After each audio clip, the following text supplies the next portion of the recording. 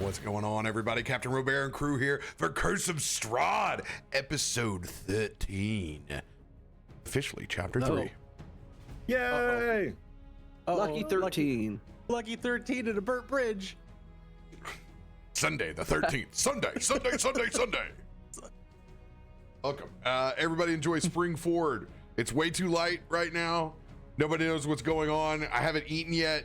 Things are weird, but I'm not hungry. I don't understand. I may still have time enough to go to the grocery store when we get done. It's a wild time. Forced myself to make a sandwich. I'm still trying to eat it. It's the same thing. Totally agree. If they just stop, you know, changing the time one day and just make it, you know, nationwide, I'll be so happy. It's the only thing I wanted from the Orange Man. That's the only thing I wanted from the Orange Man. And then he backed off of it. It's 50-50. I don't know. I can't decide. You know, normally you just can't make a decision when it's 50-50. Bitch, you said you were going to do it. You said you were going to do it. There's anything you were going to do. This is the one thing we wanted you to do. I don't know. Yo. It's 50-50. It'd be the greatest time ever. You've never seen time like this before. We gotta consult the groundhog. I don't know. We have to see what Puxatony Phil says. I don't know. Maybe Shia Lune could tell us. I don't know. These things are 50-50. I'm probably gonna put a tariff on time, more than likely. Time's gonna have to pay like everybody else. Make We're going time to great again. We're going towards a 24-hour clock. No, 25 hours. 25 hours. America has 25 hours. We work harder than everybody else. Everyone knows. Everyone knows this. 25 hours. Tony L. Mudeeb. Once we get to Mars, it's going to be a 48-hour work day. I don't know what to tell everybody. They're going to have to learn to grind like Americans. That's what they call it. God. Mars America. That's why. I think I'm like wanting to make a warlock and make Trump my patron now. I'm going to make Fandelver great again. Oh, man. On that note, we are going to hop right into this because we're going to hard cut so everybody can try to recoup this hour that we've lost as usual. And I hope everyone enjoys stirring in bed just like I did, rolling over back and forth, not knowing what to do because of 1 hour disturbance. Disturbance. But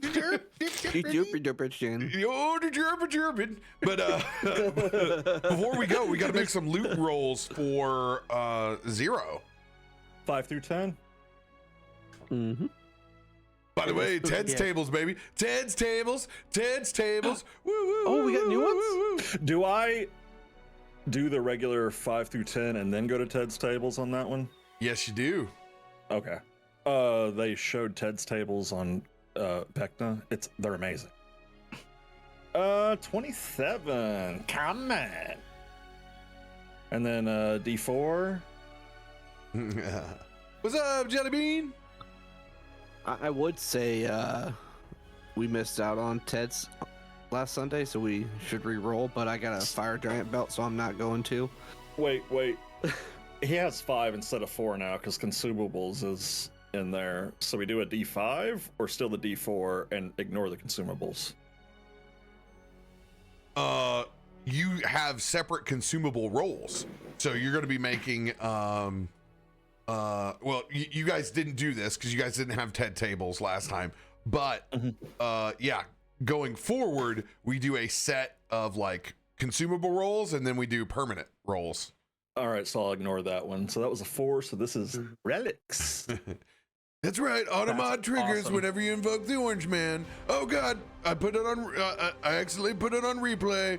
Gotta turn it off. Yeah, that's what I get for being lazy. Not American. Staff of bird calls. Everyone has the same reactions. You can't stop it.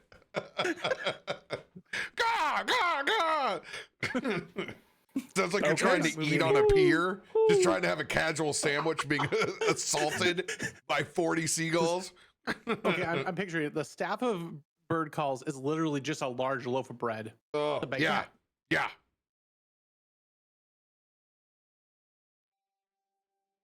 Is YouTube Uncommon. Yes, relics. I fat fingered it. Yeah, you're right. 100%. It's unlisted. Yeah. It's one little button. Uncommon relics. It's not the right picture either. Pearl A of pearl power. Not bad. Good one. It's a good one for a healer or anyone that can revive. Yeah, we know that. Found that. And If only I three. had one. So uncommon again, Again. and this time it will be Implement. implements.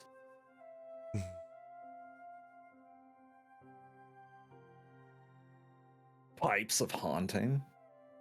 Ooh, Get what a all the great instruments, campaign for Pipes of Haunting. Oh, that's all three of. Oh, So, I'm going to let you know this is a great item to ask for more on inside this campaign, other than just something that you Frighten. can use for Frighten. mm-hmm. Just to let you know that think of creative ways to use this. Got it. Well, that is all three. I'll use my bird calling pipe and my pipe of haunting at the same time. It'll sound like the crow. Yeah, so you got uncommon, comet. Damn. Yeah. And you already did your guarantees, right? I think I had the one. It's whenever I got the telekinesis ring or whatever. Okay, and you said yes. we were gonna add something to it because it came from the aboleth, whatever you Aboleth. call them. Yeah. Aboleth. All right. Yeah, And I believe that the is only it. other person is Black Ops. Or did we do his? We did all his. It was He did his guaranteed. Did he do his roll? I don't think he did his commons because he left right away. I have it listed as only 0 and Corgi. I just realized I already have a pearl of power. no shit. Yeah, You do. yeah. Yeah. Let me have to We have- re-roll that. There's another Is that- spellcaster. You could either do loot too. grind it, or you could give it away, or you could re-roll if Cap doesn't want to. Let's see here. While the pearl is on the person, you can take a magic action to regain one expended spell slot of level 3 or lower. Once you use the pearl.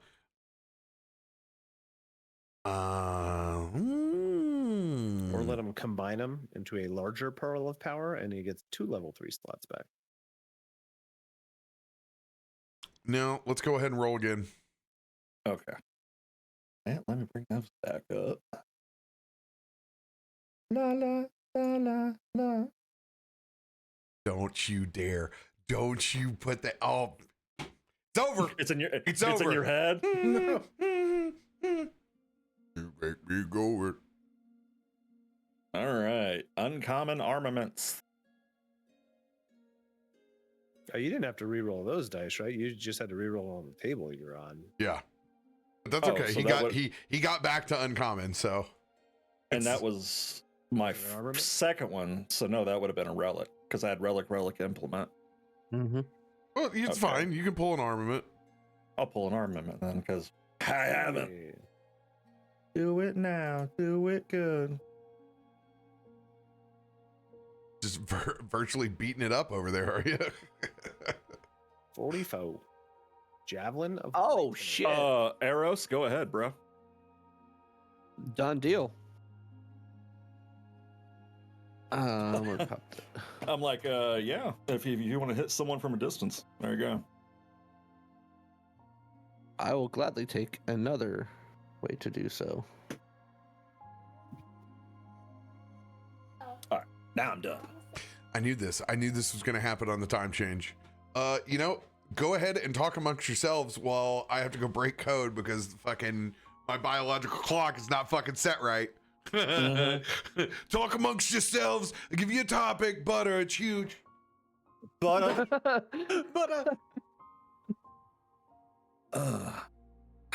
I got to Oh, think man. about what to do with these pipes of haunting, man.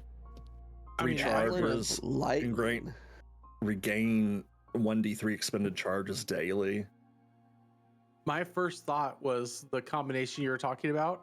That's the Mayan death whistle. Ooh. like the Birds movie, you know, bring Well, except maybe like it's a turn undead situation. I may not get to play tonight. Oh, did you just get a message? Getting called in? Yeah.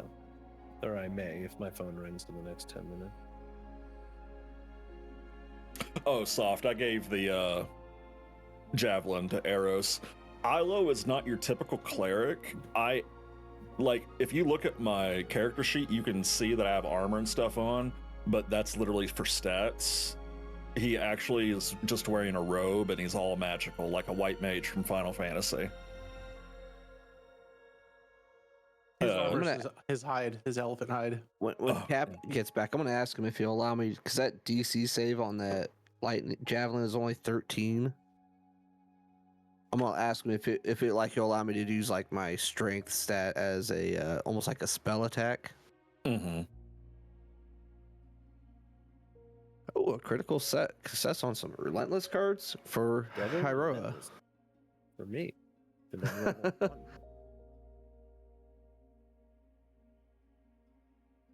Everything okay at work? No. Well, I mean, I guess obviously not if you're getting called in for it. Nothing with my guy. My guys are all good, but somebody who's not. Just had a very bad car accident, looks like. Oof.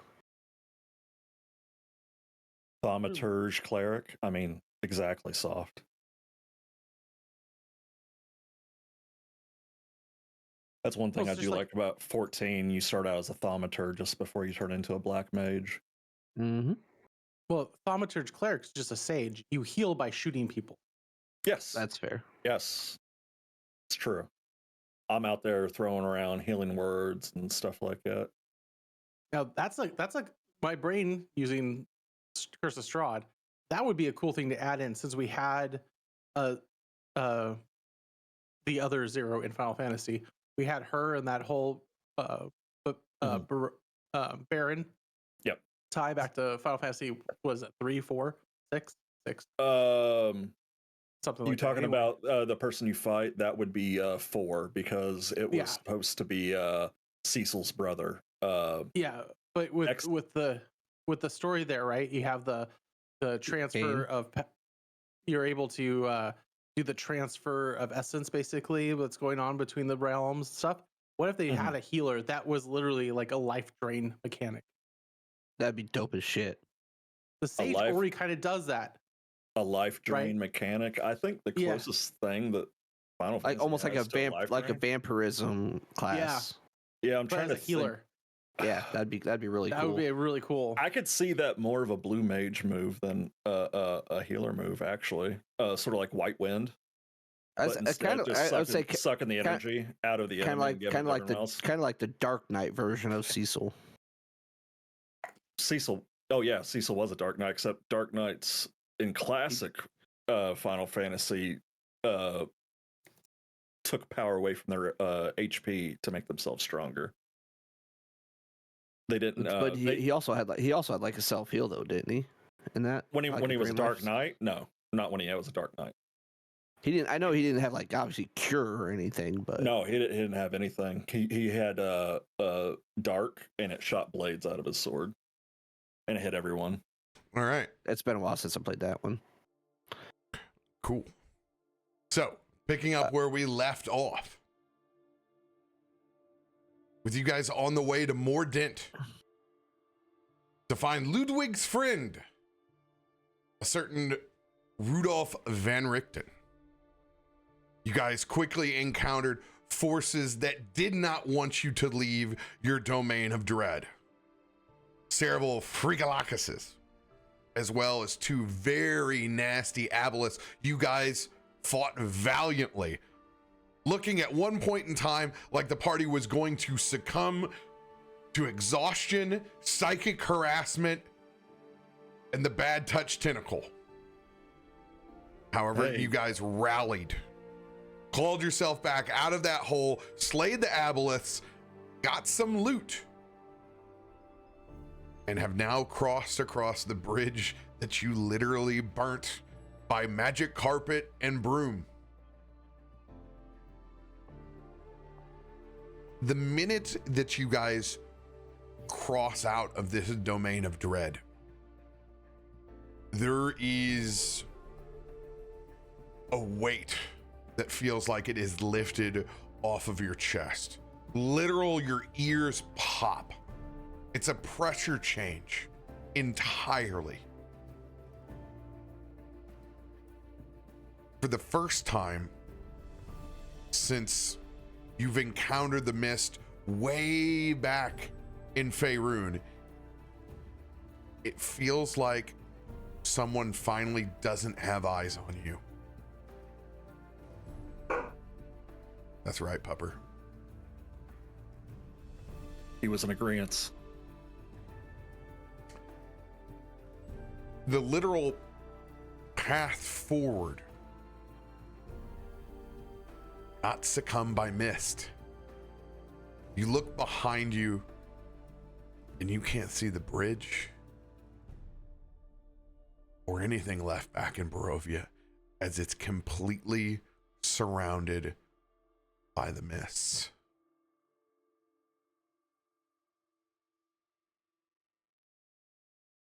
As you guys continue into the countryside, you notice that for the most part, it looks like quaint countryside. Hedgerows, forests. While it is still a bit gloomy out today, other than that, this could be your average day back from your own plane.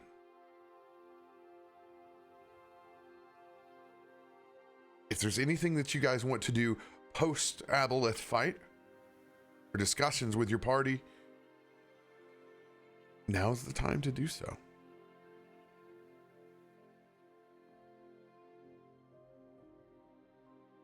Sorry, Hal. I went to do that scouting and second guessed. I saw that movement in the water and I just second guessed everything.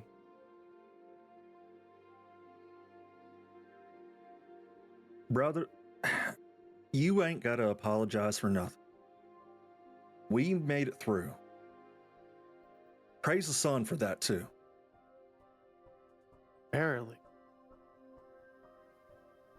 Brother Eros, I don't know how you made it through. And Brother Morgan, you have nothing to be ashamed of.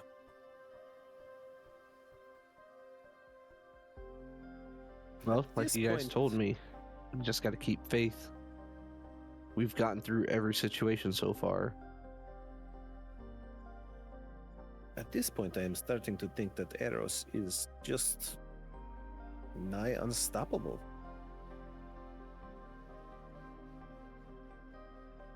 I mean, sometimes it don't feel like it.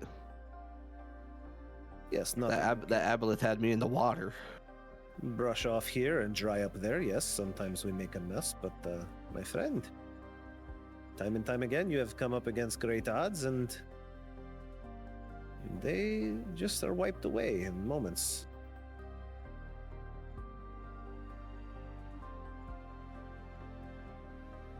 I would have to say it's your guys' strength and faith that's helping me get through. Eros, you can't walk by faith alone. If you do that, you're going to be led astray. I may be the one preaching that I walk by faith. I live a different life. You live yours. Be proud of whatever it is that you have faith in, but remember, your training is important too. And praise you for all the work you put in. I'm not really sure what I have faith in other than you guys. You can have faith in us. You can have faith in your abilities. You can have your faith on any of the pantheon of gods that exist. But make sure you do what's best for you. Come on now. Well, Maliki was the first god that's cared about me. Well, When she you say cares that, about, cares you'll about all see the that. living creatures. When you say that, the eyes will appear next to you, Eros, and a little hand will reach out and hand you a small cup. What is this? The eyes will just disappear. The cup have something in it. If you look and smell it, it'll smell like a sweet, dark, hot chocolate. Ooh. Oh, hello. Hot chocolate. I'll take a swig. It'll just be the sweetest, most lush hot chocolate you've ever had. Oof. That makes me cozy. Well, I guess Argo likes you. Nice having a cat friend sometimes. Sometimes they'll leave something you don't want behind, but other times you get a little gift from them.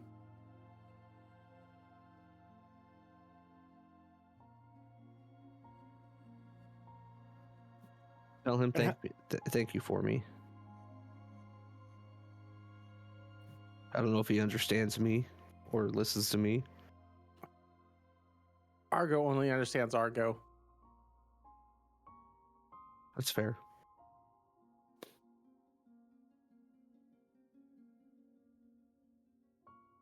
You're saying, Ilo? I was just wondering how Brother Sigurd's holding up.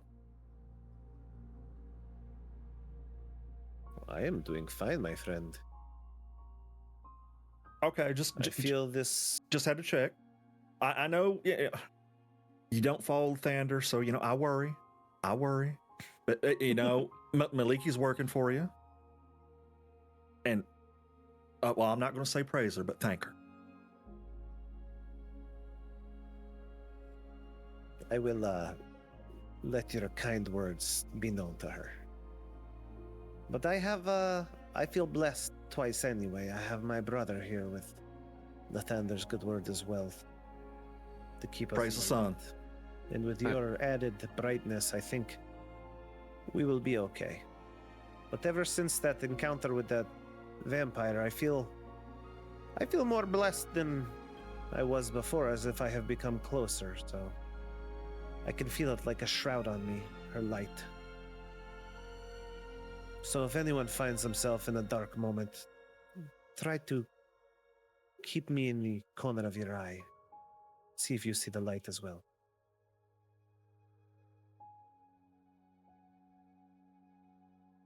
It's a lot putting your faith in things that only manifest when you make deals.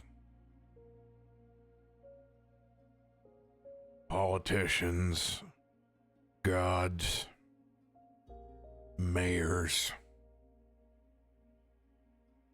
all the same. But Maliki has been good to us. But let it be known, it's a man that parts the mists. And a reason why we're here in the first place. I'll drink to being the hell out of Barovia for a minute. That I can get behind. A breath of fresh air. I'll raise my cup to that. Ilo is going to take his trunk and reach inside of his robe and pull out a flask. Well, I guess I've been holding on to this Lathander's Red for too long anyway. And he tips back.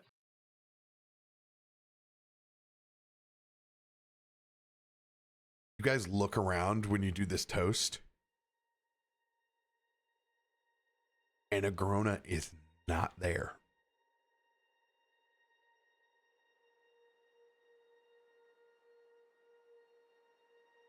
Did anyone see Agrona leave?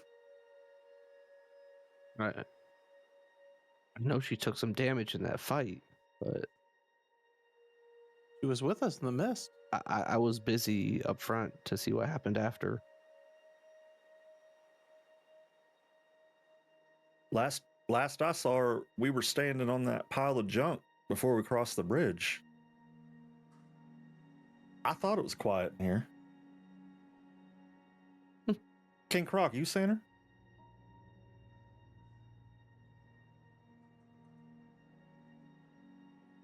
He kind of looks around as you guys have taken the time to get your whole cart across. You definitely Oregon trailed, broke everything down. You guys are still riding in the carriage. You just used your means to get there. Looks at the rest of you as he's riding in the back of this. Stop the cart. Stop the cart. As everything comes to a halt.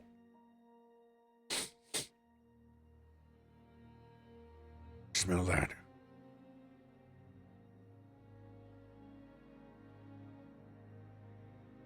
He begins to disembark off the back. It is, you can smell it. It smells like an extinguished campfire.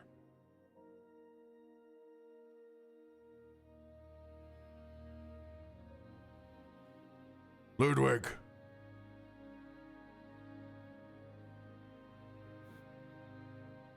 What do we need to know about crossing domains of dread?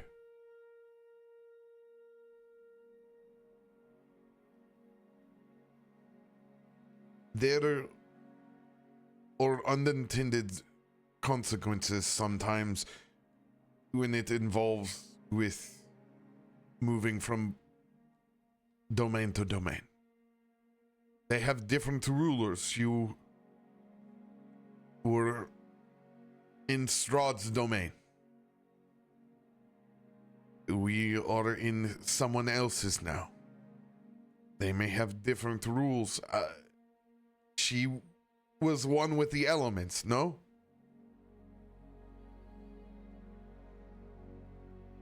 There might be something that has to do with it.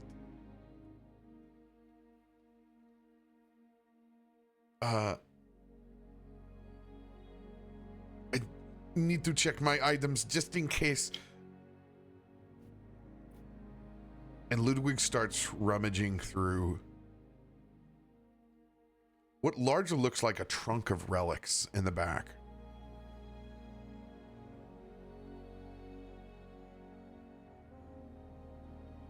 Oh.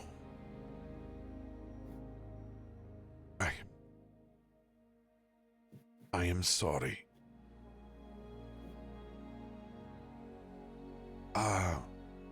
Morgan, please, could you come here? You are the one with the most experience on this. What's going on, Ludwig? Are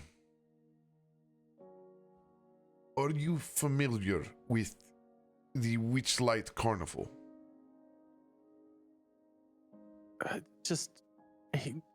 I've never been, but I've seen advertising and I've heard of people going to it. But yeah. You understand how the Fae works, though, in their rules? I'm aware of them. I guess she got too close. And he pulls up this carousel. And it looks like a normal wind-up. It is decorated just like the Witchlight Carnival. The deep purples and crimsons and gold. And you can see it's like it's a carousel, but it's owlbears and displacer beasts and anything cool, flumps. Any of the most interesting animals are the ones that are rideables. There's even a unicorn of Maliki that is on this. And you realize there is a center lantern amongst many other firefly style ones. And you see that lantern is lit. Morgan, that's the moment that you know that Agrona at some point in time snuck into the carnival without a ticket. And this carousel has pulled her back in as she is indebted to the Witchlight Carnival. I did not... That's not good. That's what I've heard of the runners and owners of the carnival. She is in for the ride of her life on that carousel. I did not think any... one, I did not know this item could do that. Second, I'm... He just hands it to you. It's not on you, Ludwig. And as Morgan accepts it, he'll put his hand on top of Ludwig's to hold it for a second. This is not on you. Someone that has broken a rule of the Fae, we tend to end up paying some way for it. Which working too much is like breaking a rule in the Fae, so it's not far off from the reality. Taking too long a smoke break, not taking long enough of a smoke break. I need a Witchlight 120 now.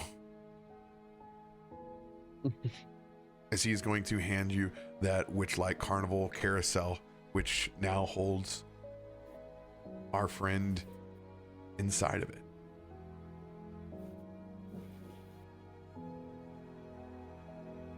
Son of a bitch. We're gonna have to go to some goddamn carnival now? Well, it depends. Depends. If this is a transportation, then she is already there dealing with whatever has happened in the past. But if this is just a holder, then yes, we will have to go there. Probably figure out how to unlock her from it. Did you do a grown out? Damn it. Just thought we were getting on the up and up. Got the hell away from that death house. And no werewolves. We've been fighting for our lives just to get over here. To more.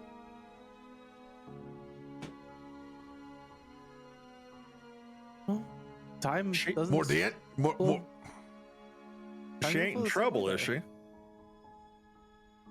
She might not be in trouble yet, depending on how the time flows in this reality of Witchlight versus where we're at. So, do we have to go get her, or are we able to continue what we're doing?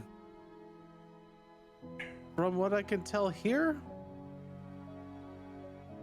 I think she is safe for now.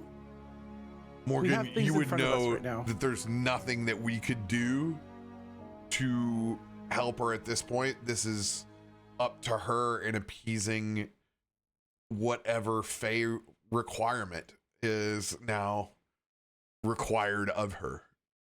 Okay, it's like she went out to eat and didn't pay, so she's doing the dishes. I understand. Yeah. Mm-hmm. If something changes with this, we'll know if we have to go help. Understood. It will invite us in. Just let you know. It probably will just invite us in if we need to. The Fae are that way. But for now, it appears to be Agrona is taking care of what Agrona needs to take care of. Okay. You keep that carousel now.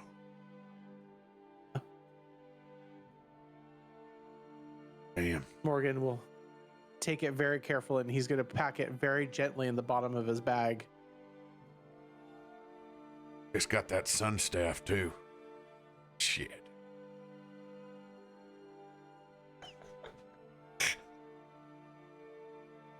Kind of looking forward to seeing that get put to good use. Yeah, well, look, at least you ain't too tore up about it, Klaus. I know you're a man of few words anyway, but Klaus is currently, he had just taken a bite of one of the cookies from his cookie pouch, and so his mouth's all dry. You can't hear him. He's just crumbly noises from his helmet. Why the hell does he eat with that helmet on. That's just nasty. Can't even get a proper sandwich through there. Got to turn a cookie sideways. If you've ever seen him try to eat a meatball parmesan, it is a silly affair. I tell you this. That's like a horse eating peanut butter. I don't want any part of it.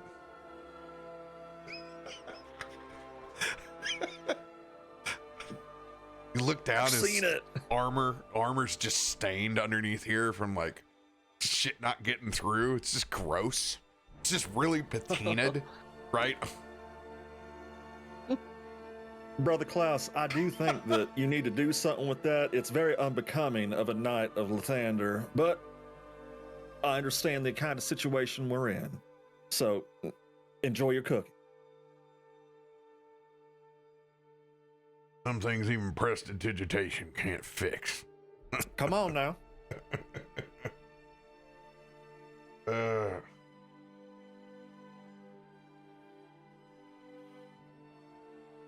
Brother Morgan, Yes. while we're at it, do you have any maps of these domains of dread? I mean, I could dig through here. I might have something in the bag.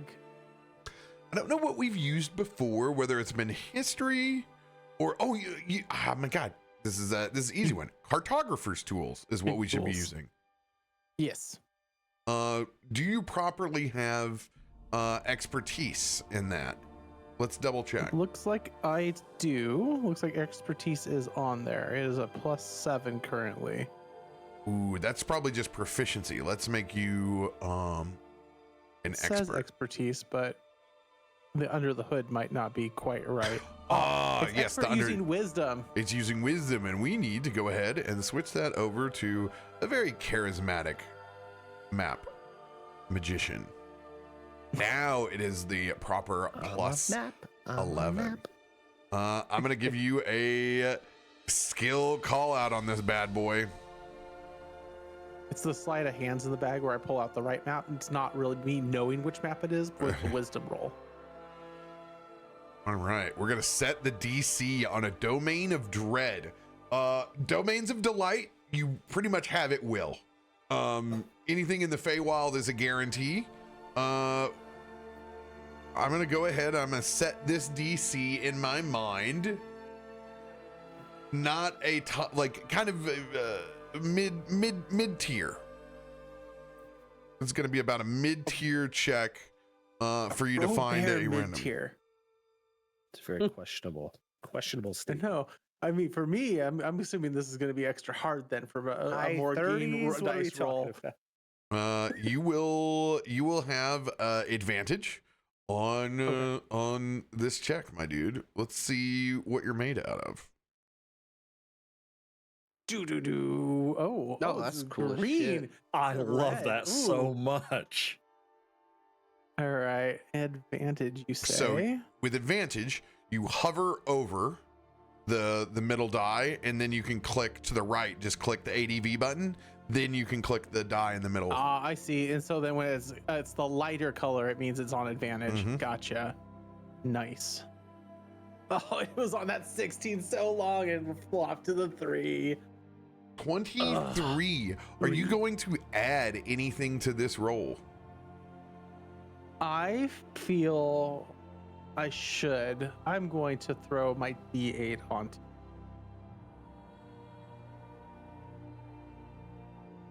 All right. With a D8, you will succeed. Ooh. As the DC was 22. Let's go. So I have to remind you in the future what you want to do when we make those rolls. Go up to the top right hand corner and give yourself a second roll log by right clicking chat messages, and it will stay up. So then you can add that additional. Stays up. Gotcha. I forget. Okay. I forget to do it. No worries. That ain't no high DC. What are you talking about? So in RoBear E, your DCs start at like 17 and go up from there, because we're just absolutely juiced. You got to remember, we don't have normal attunement. We have attunement by Diablo slot. So like, we are jacked characters. Yeah, just a reminder. But it's, Saft, because you've started to watch ours, but it's a good reminder because folks that are trying to learn D&D are like, what is going on? Because like an intro on D&D is like 10. That's like you're given, and then you go up from there. And then we start at like weight room's over there. Hey, brother. We ain't Theo though. We're not all jacked wizards. All right. I got ogre gauntlets now, so I don't know what you're talking about as I start showing off my muscles and. Dump up. Got another guy with a dump stat has like a 24 strength now. Sigurd. All right. So with that success, I've been waiting to see which version of the map you're going to get. You're going to get a Mordant map with all of the locations in. Oh, hell yeah. I think this might be the right one. Based upon that sign and tree. This one. Yeah, boy. And as I roll it out, I'll take the compass out and place the compass on the map as you start to see the location start to autofill itself out as it cartographies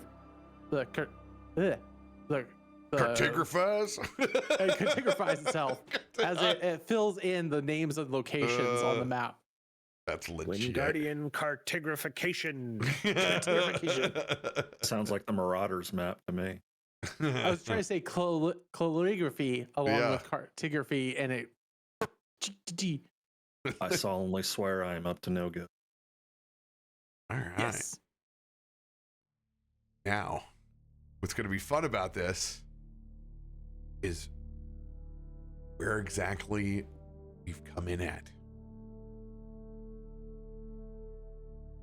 So, Morgan. Yes. You can choose one person to help orientate yourself onto this map. Who are you choosing? Ooh. Orientation. What am I looking for in my party members to use that for orientation? You would be looking for other cartographer skills or survival skills or nature. Nature, or if I remember right, we did have somebody that was pretty good with nature or survival. Croc is definitely a pathfinder. There's no doubt about that. Yeah. I haven't looked. Oh, I haven't had Ilo around for too long. Ilo may or may not have cartographer supplies. I'm looking for survival or nature. I think Croc, we're definitely gonna go with you and your survival though. I think as the pathfinder, that will be the best bet. All right.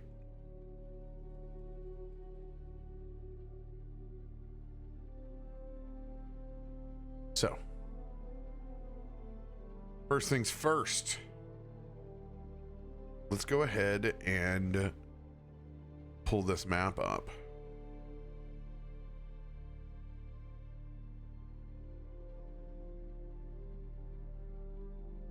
Yeah.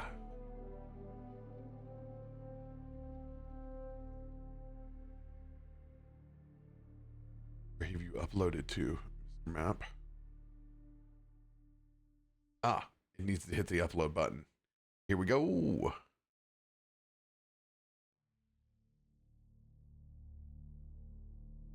Mordant.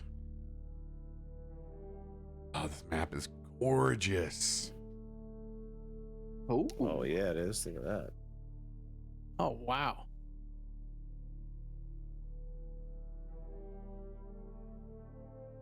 So here's the game we're gonna play with this. We're going to treat this map like a 6-sided die. I was wondering if you were going to do that or not. We are trying to get to Mordenshire. That's where Van Richten's herbalist shop is.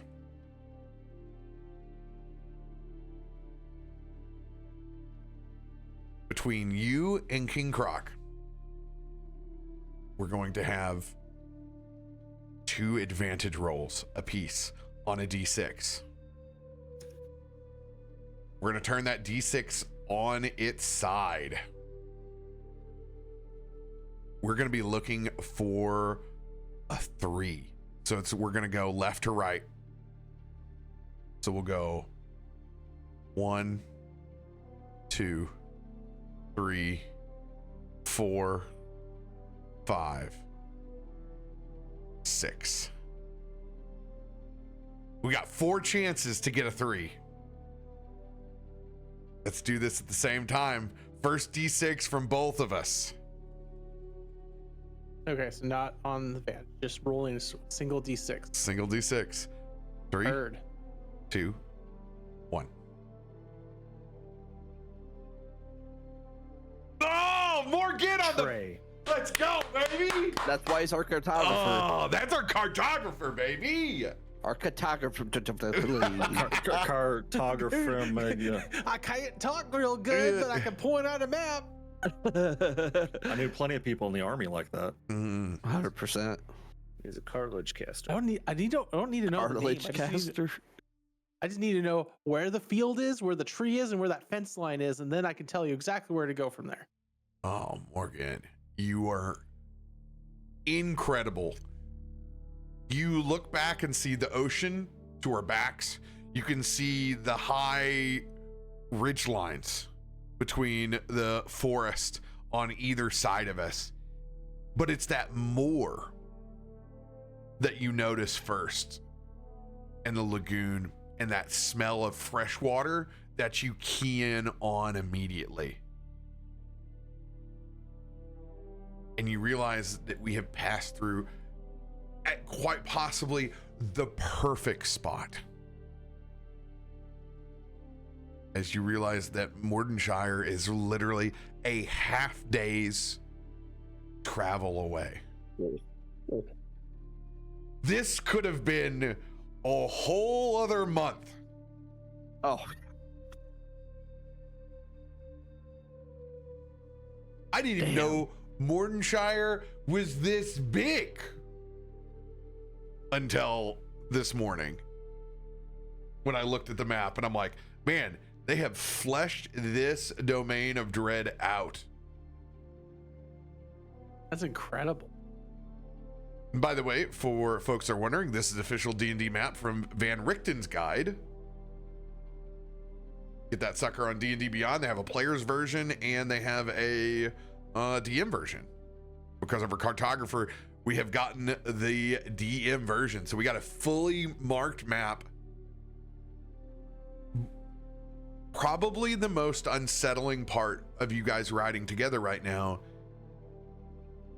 is the fact that this looks fine. If you were told that you were back on the material plane, you would absolutely believe it. It's quaint countryside. You haven't been ambushed by a monster in your first half hour here, other than some ill fate of Agrona's own doing to get pulled in to that witch-like carousel that has nothing to do with this plane. This would be a large win.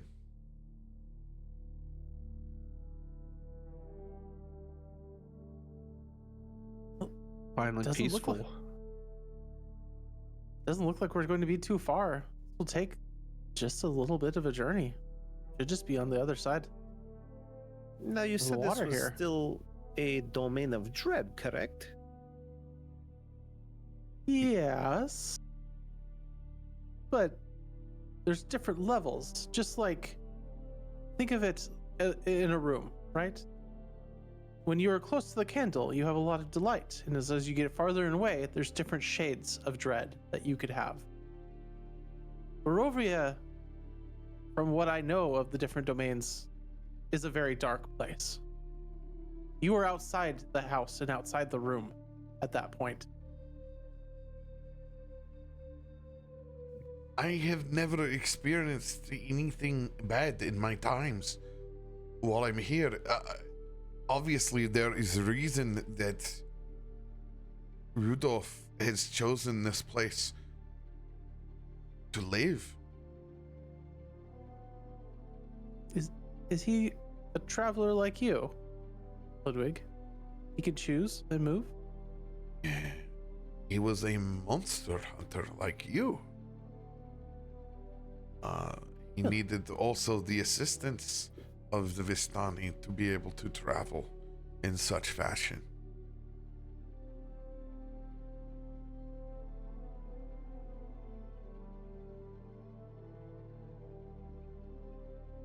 He worked with the Vistani.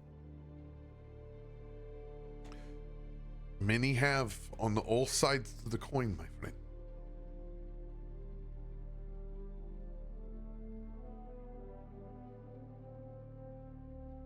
Well, it is definitely nice that we will not have the undead leaping from the bushes every time we come too close to the edge of the road. I, for one, am happy in that fact. Don't let your guard down all the way. Still not our plane. I don't even let my guard down on our plane, my friend. Dangers lurk everywhere, but as you said, there are varying degrees of danger, and this is a breath of fresh air. Yes. Feel you can breathe here. As soon as we got out of the mist, I haven't felt as good as this in a little while now.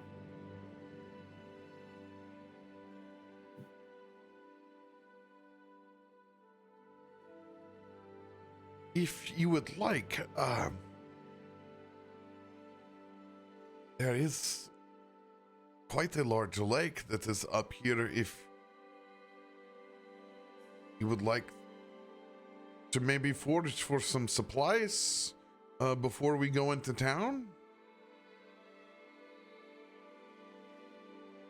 If anyone would like to go forage, hunt, fish, or gather.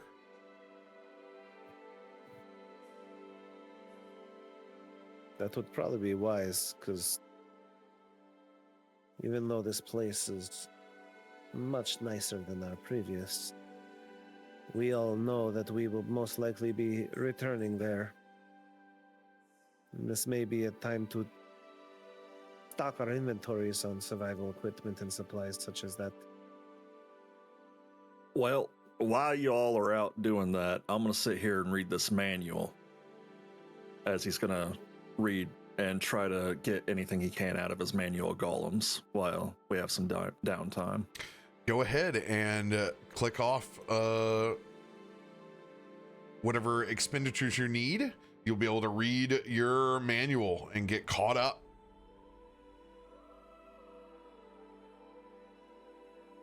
I'm also not much of a woodsy person. I would mind putting my toes in the lake and relaxing a little bit. I can try to help for us if we need to, along with King Croc's help. Wouldn't mind dropping a line out there. Maybe grab us some supplies we can trade with when we're in town. Wouldn't mind catching dinner either.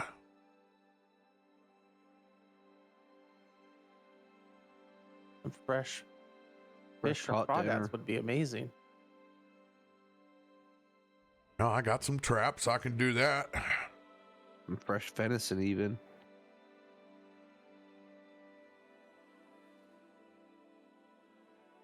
Eros, go ahead and give me a survival check at advantage.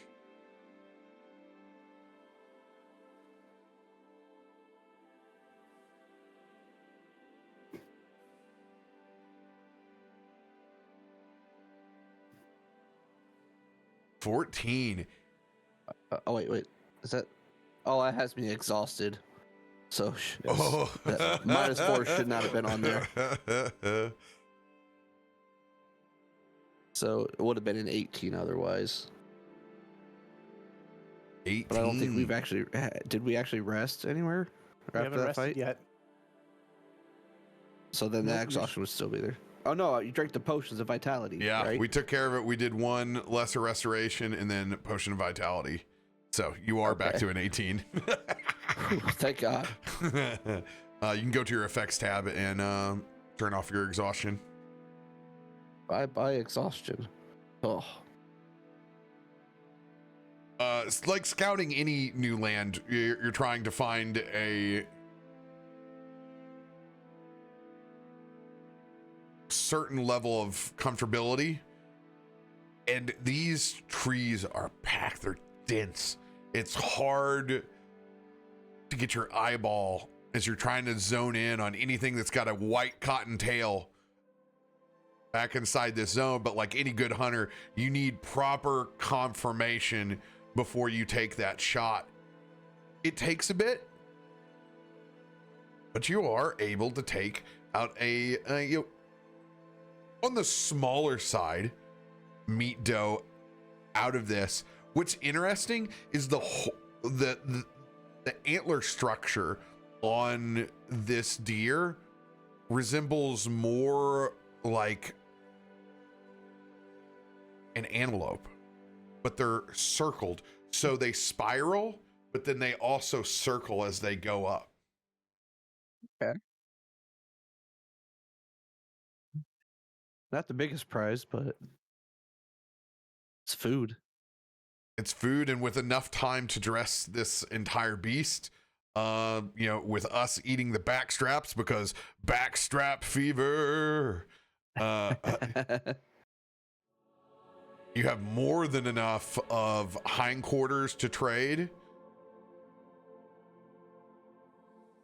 as well as a very good meal for us.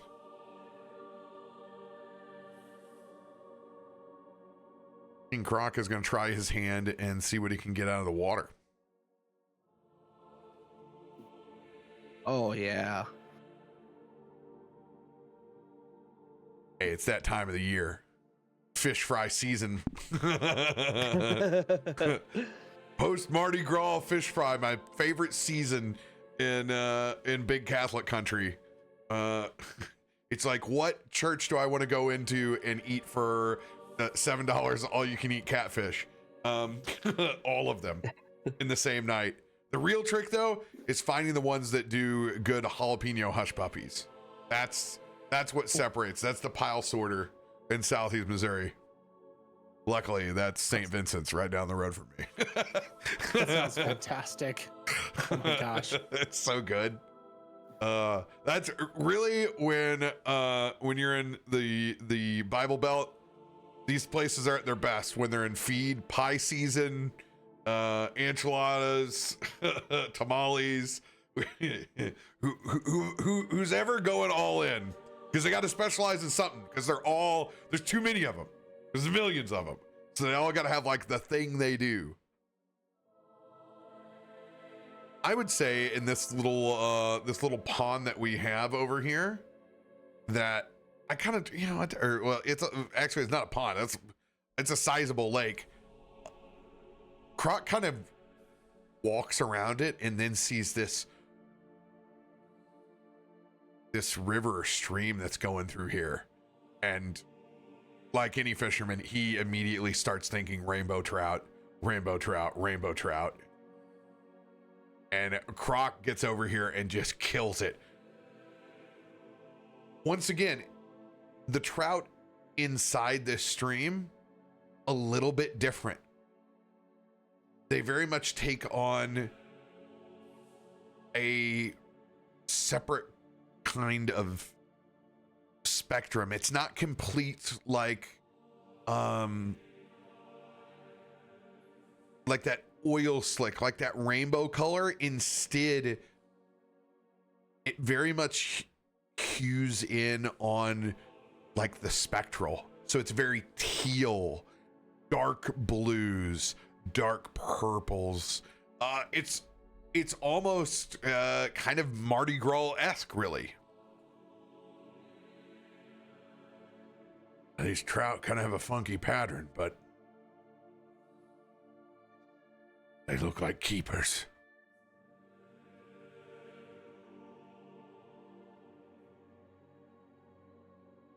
I don't really care what it looks like as long as it tastes good. Those are great size. Those fillets are going to be amazing. Well, butter and lemon's gonna go a long way here.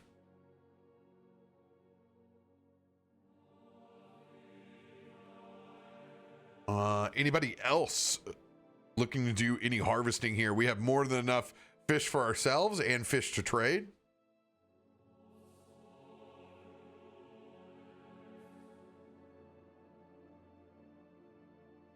Sigurd, do you do anything with your downtime? I don't really do the hunting so much. My brother usually handles that. Maybe he would like to go try his hand. He has a special skill when it comes to that. You look over and Klaus is out. Just asleep in his armor in the back corner. Here I thought he might want to go turtle hunting. There's just a moon pie that's wedged in between his helmet. That's it. You just see it sticking. It's just it's stuck in there. Our man got hungry and fell asleep before he could even get to the other end of that moon pie. But yes, maybe I will give it a try. I've seen him do it plenty of times. You go, you sneak about the bush, you find a large tortoise, and you flip it over, and then you eat it. It's not too hard.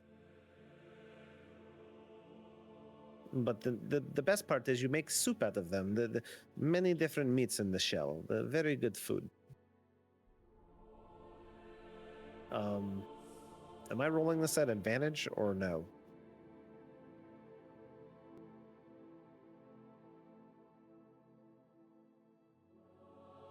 Ask again. Oh, do I have advantage on a survival roll for this or no? Did you guys have something giving you advantage? I mean, is that turtle hunting's thing you do?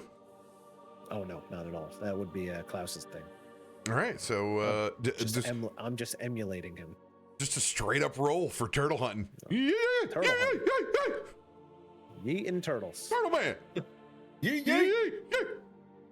Live action. Oh my God. It was 20. so close. That would have been great.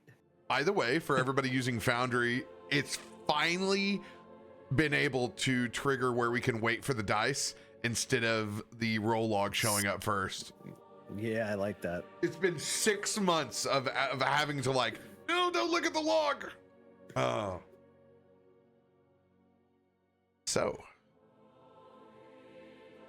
a 5. Oh, snap. Is this 2 plus 3. Can I indom this? Yes, you can. Yes, you can. Yes, you can. You know, I'm gonna indom this. I want me a before turtle. the DM starts doing too much on his side, I need to indom this. Yes. Turtle roll part 2. Came out found Slash from Ninja Turtles. Oh my God. Nope, Slash is still there. Slightly more better.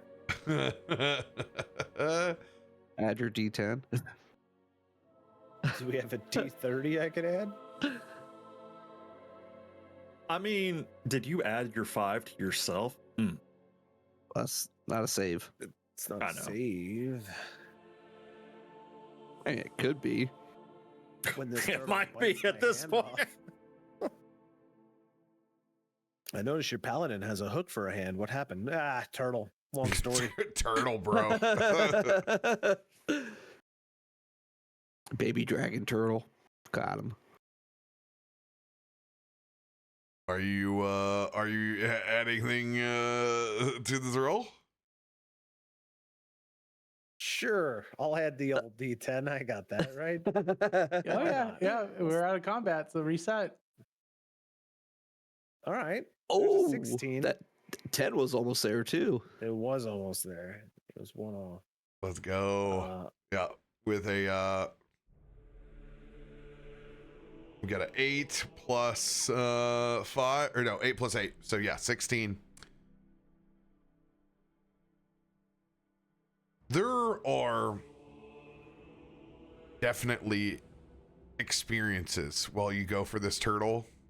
There's shadows that are a bit larger than what you'd reckon for. But you follow your brother's rules of turtle snagging. And with a 16, you do. You come back with a big ass snapping turtle that you suctioned up out of the mud. I don't know what you're going to do with this nasty old snapping turtle, but you got one. They have lots of different meats in the shell. They make the best soup. When you pinch the shield, the shell can be made into a shield. That turtle's older than you are. What the hell are you going to do with that thing? Oh, the meat inside. When it is older, it is better. It is like seasoned. You ain't right, boy. You ain't right at all. You have never had you snapping turtle soup. I ain't going to yet either today. I'll tell you that much. Good luck with selling that in Morningshire. Ludwig is like, I would very much like, see, I told you have some Vistani in you. I would very much like the turtle. See, he understands this. I don't know how everyone else does not understand the value in a turtle. I like the feet fried. Ooh, especially the nails. The claws, crispy. That sounds horrendous. I just eat the meat in the shell. But you don't eat the feet? I like to boil the shell down. Ooh. That turtle knee, though. Morgan will lean in really close to Croc. Are they actually related? Because I'm starting to see more of a family resemblance every time they talk. Morgan, DNA is a funny thing. Sometimes you don't want to ask questions. You'll find out more than what you want to know. We'll just make sure Klaus keeps his helmet on, and then I won't ask any more questions. They are all related or not. Jesus Christ, he fell asleep with a moon pie in his mouth. Look at him over there. I mean, there's a couple with this little bit of, with this warmth and inside that armor, that sounds pretty nice right now. To be honest, that was a little nap. A couple of cardinals land on his helmet, and they're kind of like picking away at the moon pie. How about that? Sigurd's busy with a turtle, not even helping his brother out. He's one with nature now. I can see Sigurd's got his staff out, and this turtle's like, it's like, dude, it's. You eventually hit this with radiance. This turtle's like MMO style, gets hit and flips over on his back. It takes a long time, and all of a sudden, just the legs are up. I don't, turtle shell might be pretty valuable. But I'll stick to eating venison and fish. With a well-dressed cart of of strange venison, trout, and a very old turtle. Morgan, you're muted. The wife has taken the dog out, so I am off screen. Have her roll for a survival check if we're looking for some wild mushrooms. Get some morels, some mordant morels. Ooh, morels would be so good right now. Some of them mordant peckerwoods. Yeah. You know what? Except hey, she's gonna go walking through the graveyard, so I don't roll on any of those mushrooms right now. Would Morgan be a mushroom picker? Would you? He's got a little. Will you be kind of maybe like a forager? Morgan would be opportunistic about it. If he saw it, he would, but he would not really have too much of a clue how to find them to start with, unless he randomly came across or had a map to them. Well, go ahead and roll your cartographer skills. Let's see if you. I mean, this would be a spot like. he would definitely be like sitting on the bench seat, like staring down at the map in the area and looking for things. So maybe we'll find some mushrooms or something cool. There's definitely the moisture. All right. See if you can find some this ferns. One goes with advantage, right? Because I have the full map. Yeah. And it's okay. Holy shit. 27 on the first. Just hammer, don't hurt him. Let's go. 27 it is. That's wild. Wow. 27. Oh, we having backstraps and morels, baby. 100%. You even find some good wild leeks that are out there as well. When Morgan was looking, he found a little section that looks like it used to be a cottage or some type of setup. So we would discover a garden that someone had left, and when they left their cottage here at the edge of the forest. So I'm gonna pick out some leeks. I'm just gonna keep going through this garden bed that are there, trying to find out everything I can, see if I can get some tubers or anything else. Oh yeah, hey, 27. You tell me what you find. You crush it. We got parsnips, turnips, carrots, leeks. We're rolling in with the farmer's market. Yeah. We have a bountiful feast for ourselves and enough for trade. As you guys go ahead. I was gonna say, whenever everyone comes back from gathering and hunting and fishing, as Ilo's finishing reading his book, well, go ahead and lay everything down there. And as it gets laid down, Ilo, just in case there's anything wrong with the food, gonna purify food and drink. I cast it, but it wants a template. I don't know why it wants a template. Yeah, don't worry, just right click it. Templatize. And you do. I guess like if you're casting over a crop or something, maybe that's what they're going for with that. I guess. I'm right clicking, it's not putting it in there. Anyway, it just purifies all food. No, I just want to, you can just make it disappear by right clicking. Ooh. There we go.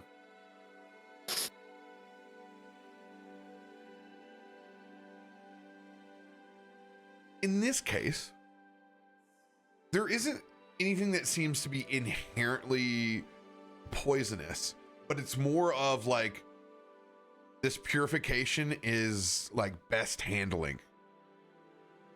Mm-hmm. Some safe serve shit going on here.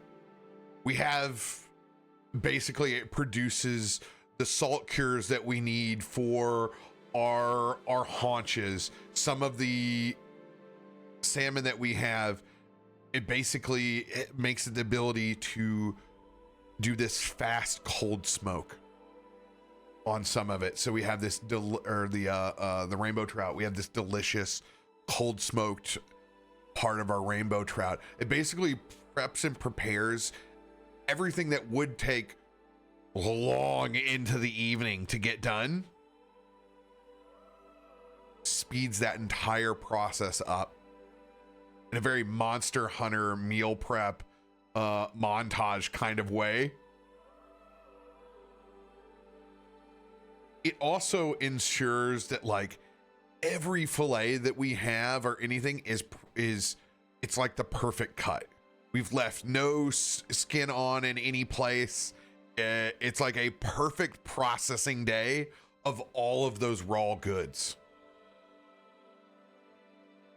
Everything is perfectly preserved in its area. We have no worries of anything spoiling anytime soon out of our entire setup. Go ahead and give yourself a heroic inspiration die, Ilo, for a great use of purify food and drink. And what is that? D6, Heroic 8, 10. inspiration for you guys right now is going to be a D. What level are we? We're 7. Yeah. It's going to be a D8. All right. And this D8 can be played like Lucky. It can go on any roll that is not a natural 1 or a natural 20. Now, here's what's fun about Heroic Inspiration. You can apply this to a monster's roll. Be like a Bane. Yeah. Ooh. Can't be a 1 or a 20, but you can make them subtract with a Heroic Inspiration. That is part of the new D&D. Heroic Inspiration you can change. You can use it for any roll. So in mine, as long as it's not a 1 or a 20 still. And it can be used, if they crit on 19s, it can be used against that. Remember that. So only definitely save that one. Only direct 1s in 20s are unstoppable. So if it is a extended crit, you can affect those. I personally know somebody that gets hit with a lot of those extended crits. Okay, so if I want to do it like that, it'd be a reaction then. Mm-hmm. I'm assuming. Mm-hmm. Okay. Thank you.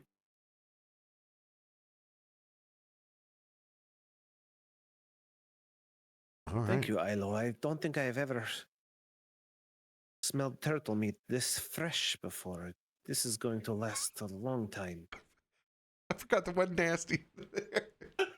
It does. It Save the turtle. totally saves you from shitting your pants on this turtle.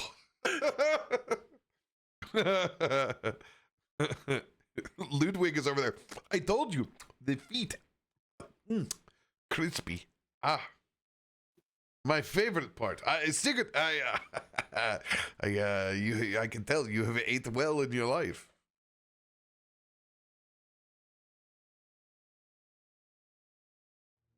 Guys, pack up and begin making the rest of this trek into Mordenshire.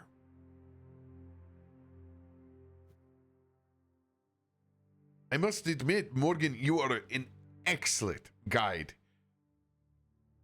Normally, it takes me so much longer to get here. Well, I think we're very grateful that you got us to a good entry point. The entry point brought us to this wonderful lakeside approach. I would love to take credit, but I'm just pointing out on the map of where we started. We're only right here. I'm not able to choose where we start and where we end. You could say it's luck of the draw, but there is something about your group. You're special. You were meant to be here. Come, Rudolph will be very excited to meet monster hunters again for the first time in quite a while. How long has it been since you've seen Rudolph? I told you that time is different here. It's understandable. I've dealt my time in the Fae. I remember it like it was yesterday when he first opened this shop. I don't know. He will be excited, I promise.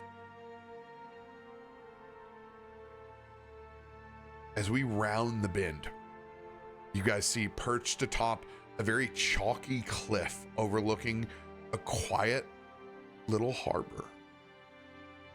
Small town of Mordenshire. You can hear the sound of smithing, wood being chopped. You can hear the trade guilds. You can see the quaint little farmhouses that lead down into very well-kept countryside and row houses. There is a cold wind that blows in from the sea, but that's not too unfamiliar from any other port town that you may be in near the north.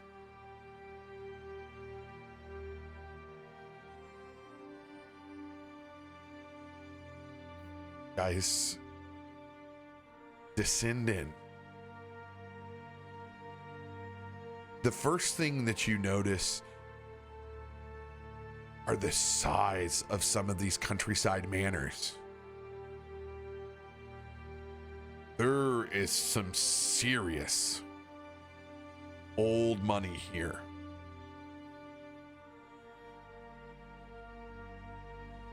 There are more crests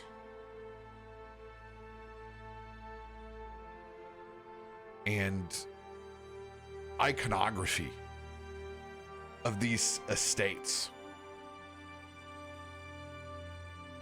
as you lead in. The road is paved in a way that seems like every block is in the exact right place.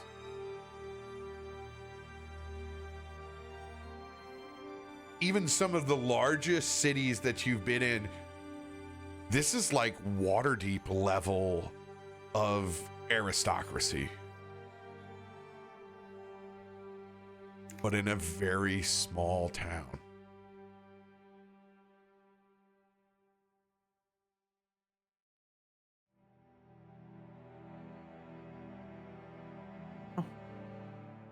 Feels almost like home. Just a few blocks of it. Home.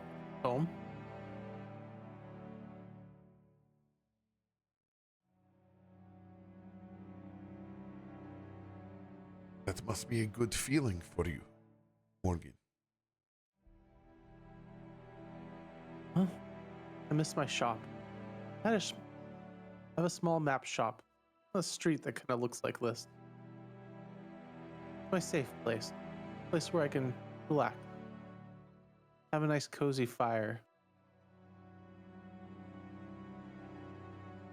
Look at every map, book comes across my desk to be repaired.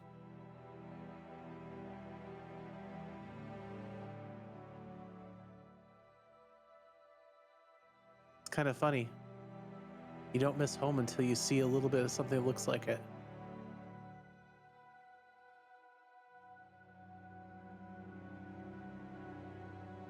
I know the feeling.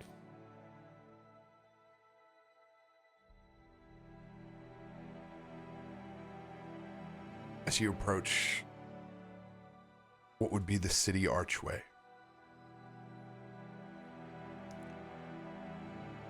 you notice all those traditional shops, as it is a classic main street that leads up to the arbor. Come, it is not far from here.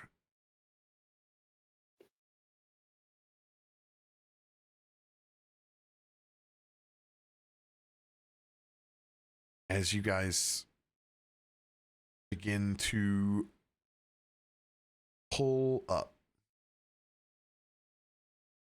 to these classic cottage style, you can see that there is like an estate marker that shows this area is called Griffin Hill.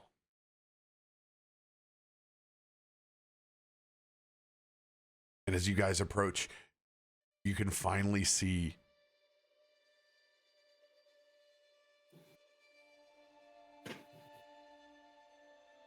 that little herbalist sign tucked right before an alleyway. Herbalist Dr. Rudolph Van Richten.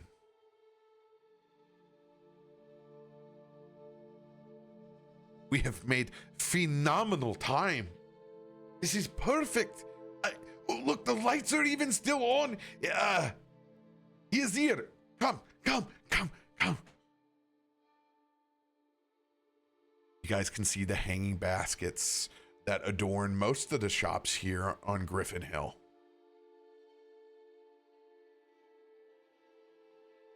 Everything about this area doesn't scream Domain of Dread.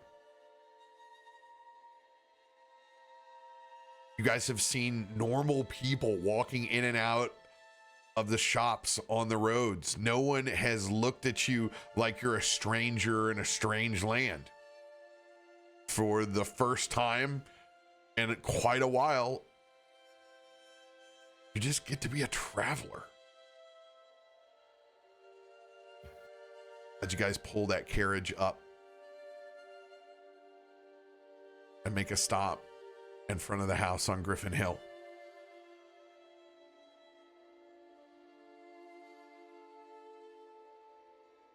How would you guys like to proceed?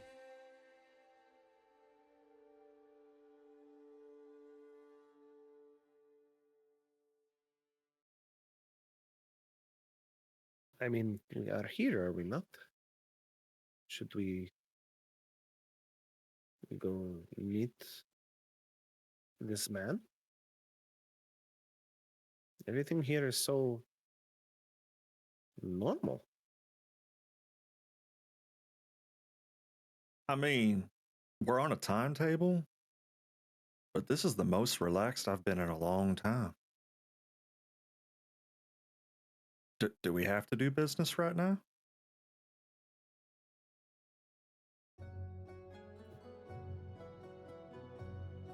The choice is yours. You've prepared the food. And it's purified. We have time to deal with the food. That's a really good point. And if anything, hopefully he should be able to help us point us to a place to get a good deal. If he has a merchant in this town, if you have local merchant in sight, normally you'll know where to get the best deal on selling this.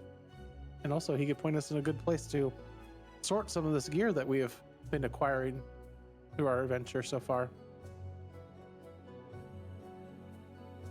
Ilo takes his trunk and puts it above his eyes as he looks up. Well, I guess we got time anyway. And like you said, the food is preserved. Praise Lathander. You're right. We should probably do business before pleasure. Oh. Hopefully. This is also a little bit of pleasure. Ludwig hasn't seen his friend in a while. Absolutely. Come. As you guys disembark and go up to the front door,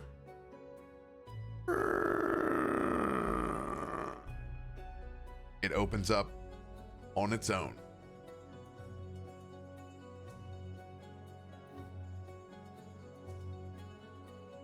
Well, that's convenient. I have never seen automatic doors. Ludwig steps in. There is that tungsten glow, that very comforting, almost firelight kind of orange that fills this entire shop. There are crazy herbs and plants growing everywhere.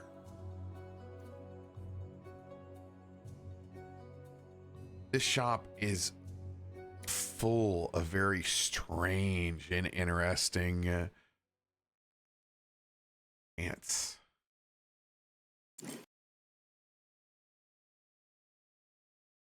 Waterdeep had a shop just like this.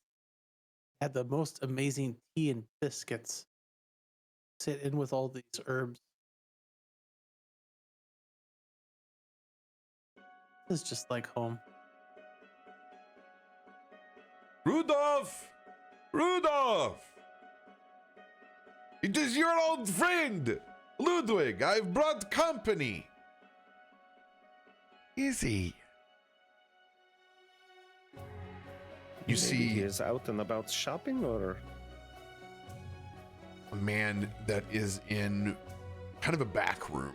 You can see over the shop counter, and they're being very, very precise, as you can see that they're grafting this small plant, and they have spectacles on spectacles pulled down, being very surgical about exactly what they're doing. It's kind of like walking in on your friend that's getting tattooed.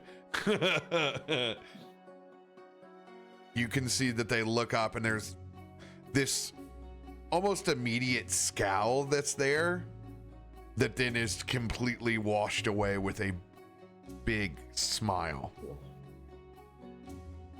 And then he sees all of you back behind Ludwig, and that smile and demeanor kind of fades and comes back down. But he sets down his materials, and he approaches and gives Ludwig a very, very big hug. Anybody wants to roll insight? I'll give it a shot. We'll see what I got. Yeah. yeah, 20 there. Oh, Natural somebody. 20. Damn. And I got a Freaking- 2, so Ilo.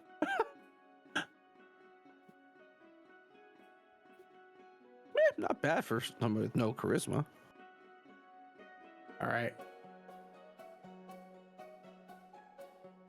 Look at this guy.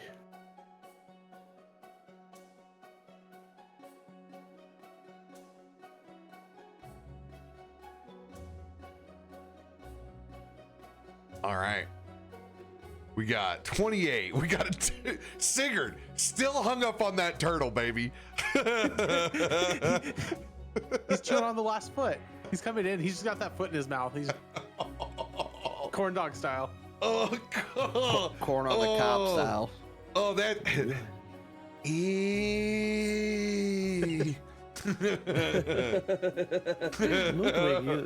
Ludwig, you might be onto something. These toenails are definitely. He's coming around to it. That nasty. Oh man. You see in front of you a well-worn adventurer, almost spot on as described. That kind of classic Witcher monster hunter look, the combination of the craftsmanship of metal plates exactly where they need to be, that fades in to ornate leathers, that flows into a long functional cape, the many gray hairs from the monsters that have been seen, hunted, or conquered, represented in that hair. There is a weathered scowl to this man that has seen more shit than someone ever should. With a natural 20, and that was from Ilo, correct? Ilo, Yes. Yep. you see a man immediately know that while they certainly have once been a man of faith,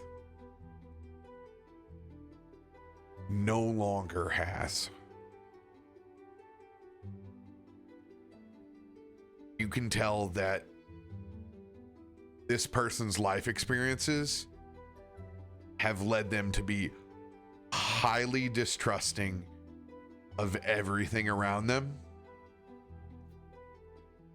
And you can tell that this is a person that has pushed far more people away than they've accepted in. And you know in your heart of hearts that it is nothing against your group as far as a prejudice. But you can tell that this is a monster hunter that knows how to call it when another group is showing up monster hunters that there is to be a transaction here, and they're most likely not interested. This looks like a person who's trying to run away and retire.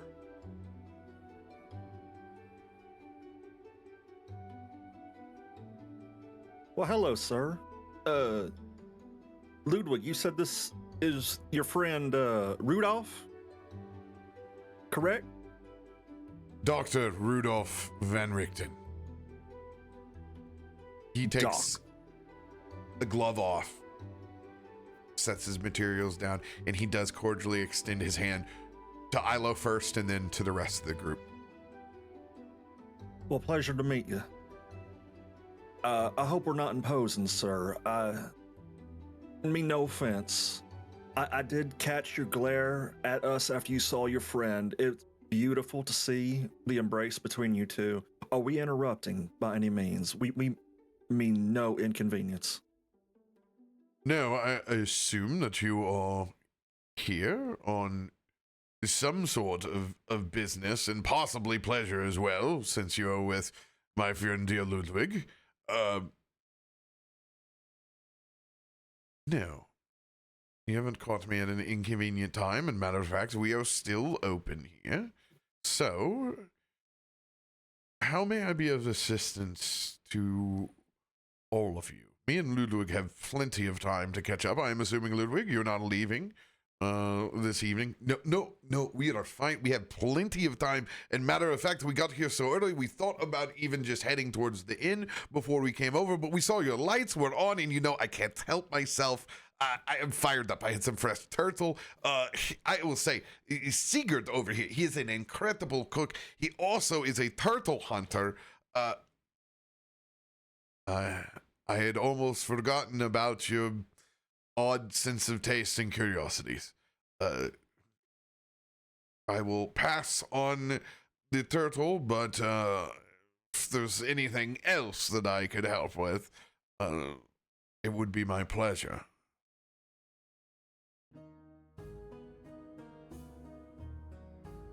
Maybe to give you some time with Ludwig, maybe if you could give us a direction to, we came into a benefit of extra fish and meat and produce from our travels here. Maybe a way to sell off some of this, and then maybe we could help by preparing a meal tonight to discuss things further. And in the meantime, we will give you and Ludwig time to catch up. I'm going to take this from a disadvantage persuasion check.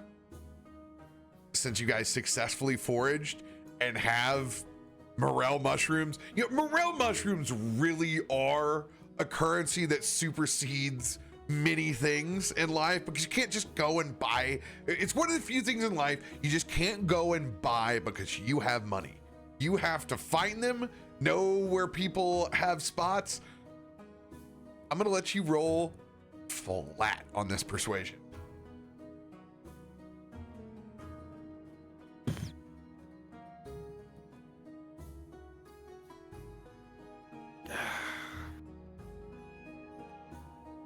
A 14. What would you like to add to that 14? Oh, I gotta throw my D10 on there for sure. Are you gonna use an advantage card possibly? Yeah, I probably should do that first. You're right.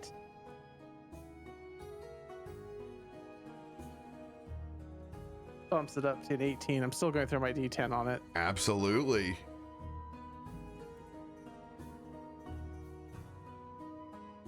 Yeah, 23.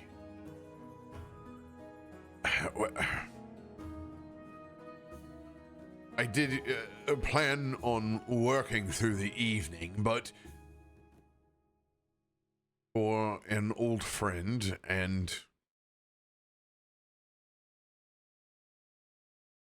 some morel mushrooms, I can make an exception. Did you forge those today? We did. Just a few hours ago. I'm quite impressed. exactly where is your background from? Oh, a bit of a motley crew. I'm from a place called Waterdeep, which this town honestly makes me think of a little bit. Waterdeep, Waterdeep. It has been quite some time.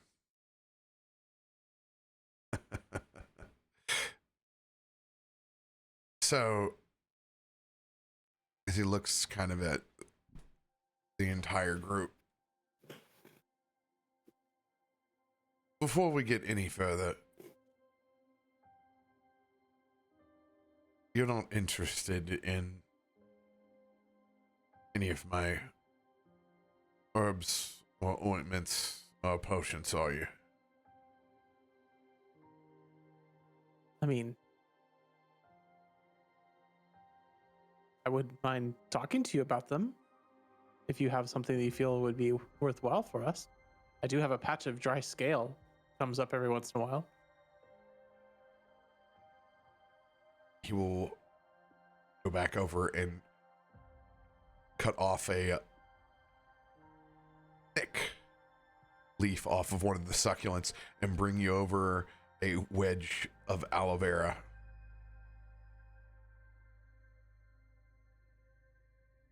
Haven't seen a chunk of aloe in a while. I will make sure you get extra morels tonight, and maybe I'll even have to show you on the map where I got these. Map?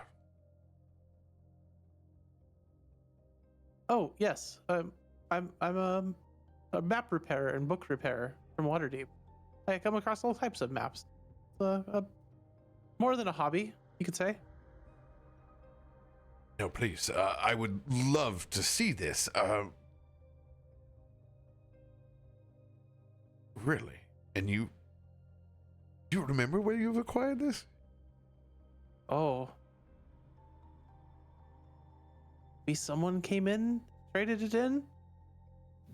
Or was it when I was traveling in the Fae? I don't remember exactly where. The lights kind of just flicker.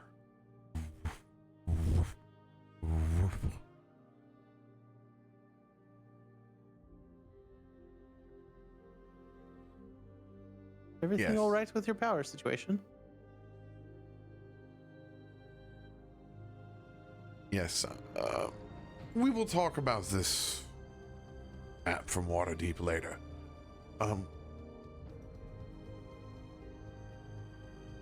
Please. My shop is my home. Let us discuss this in proper fashion. Please bring your materials, your supplies in. I have room for more than enough of us in the great room. You've come a long way here in the first place. I shouldn't be so rude. Come. Well, thank you kindly. My pleasure. And you will notice that there is a strange aura of like the golden hour inside the shop right now. As you guys walk past the business front and head back to what is a nice little townhome that is built into this shop. You guys are welcome into what feels like the combination of a study and a like living kitchen great room. It's very full of the dark mahogany. There are books that line the shelves on either side.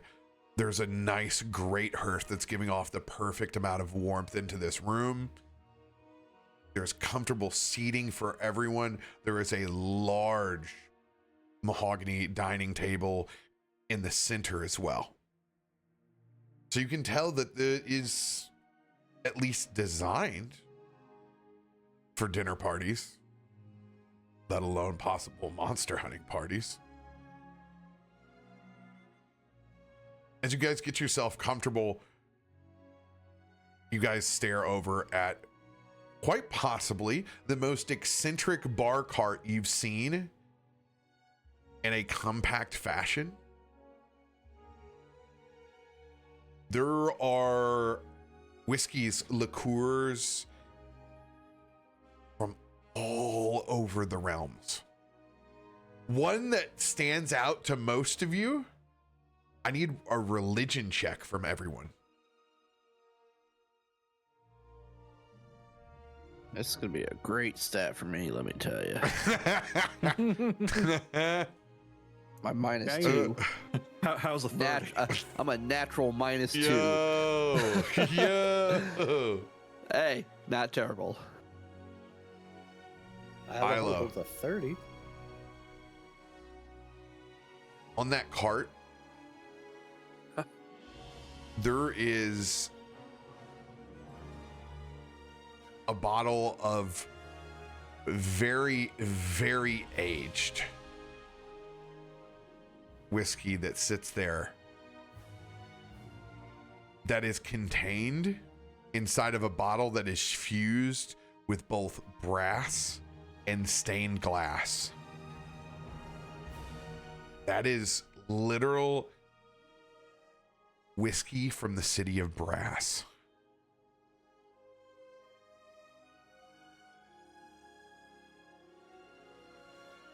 Very interesting selection here. As Ilo walks over and he points at it with his trunk. Especially that wonderful bottle right there. You're actually going to drink some of the devil's cut. It should actually come from a devil.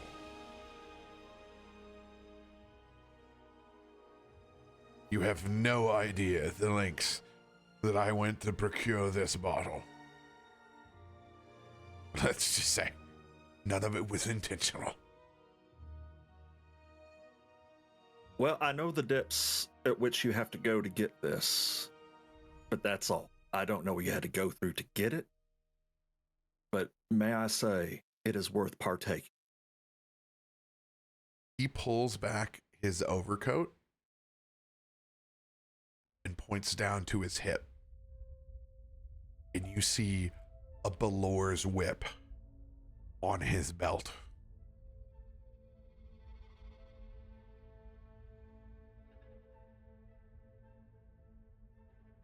Sometimes you have to give merchants in the city of Brass a taste of their own medicine.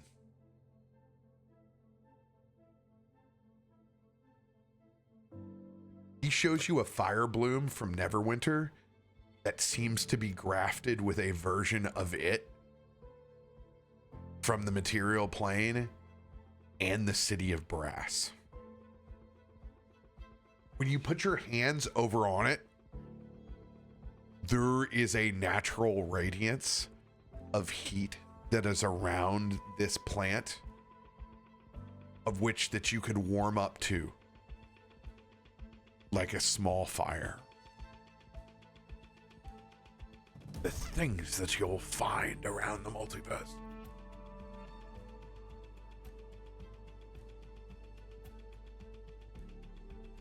As Ilo starts staring around in Van Richten's house and notices all the books and all the different things, all the different monster hunting stuff, things with religion,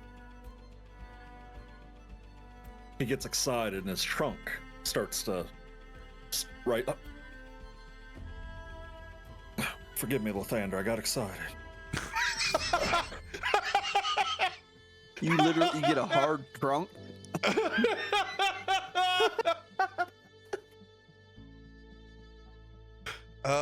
We've all been hard trunking before. Don't have to be a Loxodon. It's true. You had me at mahogany.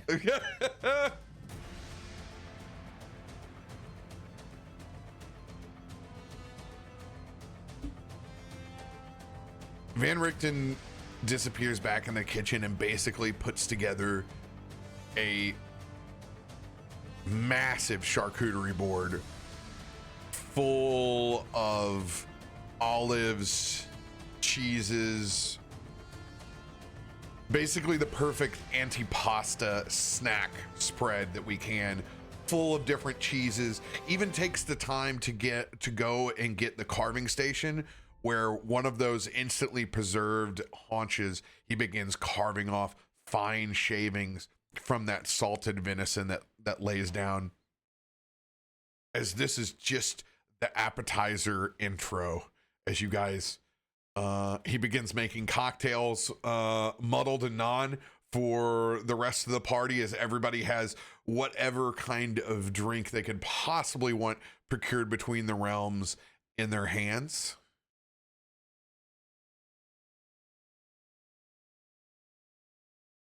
And you guys begin that process in the back of the kitchen of getting dinner ready, but then returning back over to the conversation. And you guys have taken this time while he's largely caught up with Ludwig, kind of one-on-one, while you guys did your job of preparing what the fresh catch. You guys have the smoked rainbow trout out on the table as well. There's even a little bit of the leftover turtle, just in case. You never know. You know, the claws are all gone because Ludwig it just can't contain himself. But largely, the rest of the spread is here.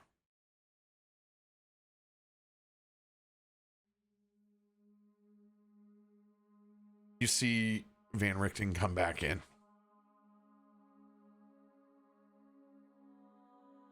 And he sits down at the large great chair that's near the fire and kind of stares back at the rest of you on either wings in these very, very comfortable captain style chairs. Enough end tables with fine stone and leather coasters where you're able to sit down your crystal whiskey glass. The first thing that you notice is that the smell that wafts through here is like vanilla pipe tobacco, and it comes out of nowhere. There isn't a pipe lit.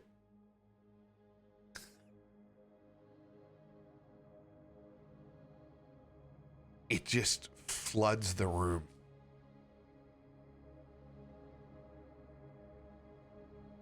Much like the city of brass. Even though we have a delicious meal ready to be prepared, I feel it's sometimes best if we get to the brass tacks first, so we can enjoy ourselves, place our intentions. No reason to spoil a good meal with too many questions. And sometimes answers that they may or may not want to hear. You all have come from a far way. I understand what you are. We all know the cross that we bear as hunters. I bear the gray hairs of a lifetime of hopes, fears, conquest, and failures. You have come a long way to Mordenshire to find me. And as much as I would say that this is just a lovely random check-in for a friend, Ludwig, I know better.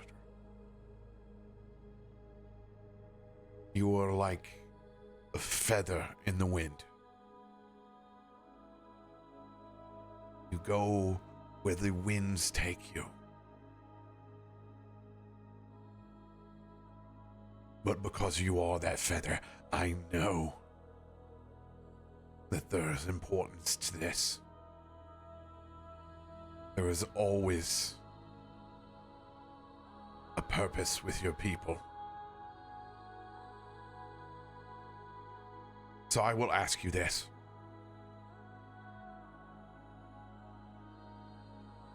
What is it that you're searching for? What are you hunting?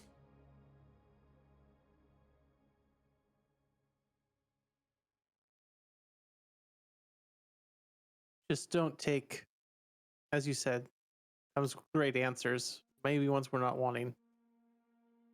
Don't take this upon your friend. As you've well stated, his people kind of take us where we needed to go. His belief was we needed to talk to you.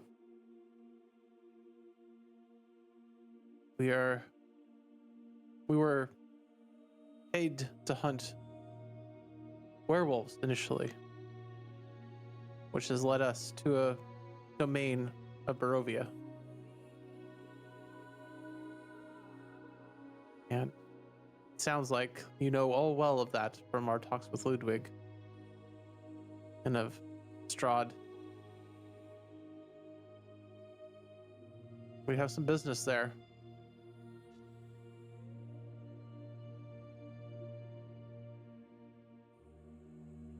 It always goes back to vampires, doesn't it, Ludwig? No matter how hard we try.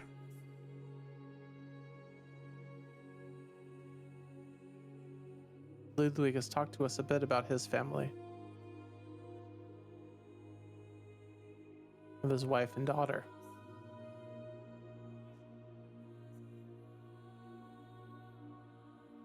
We haven't known Ludwig very long, but he has been the only one to offer us friendship in that area, even while his own people have ostracized him.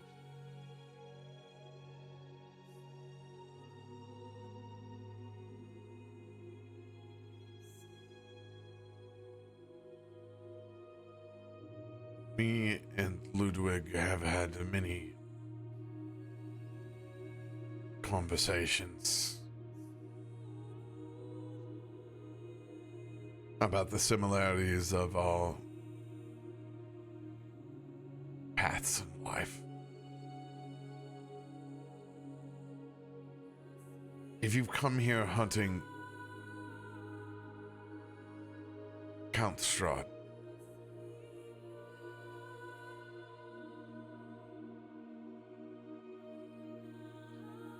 I am pleasantly retired. I do not have the strength or the will to lead anyone to the death. Oh, sir, we're not looking for someone to lead us.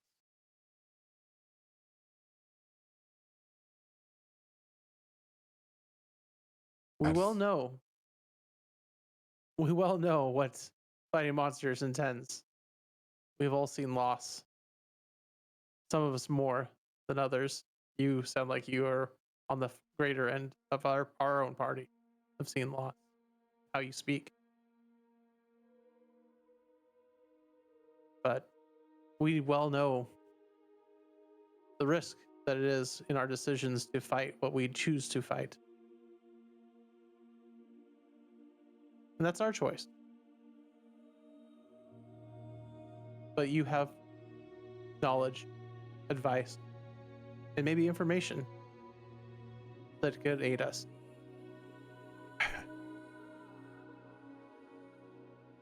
I'm sorry, but my main advice to all of you is to go home.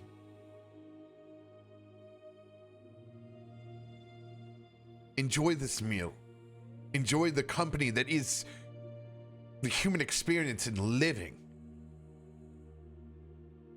Have you all come to the acceptance that you might not only never be on this plane again,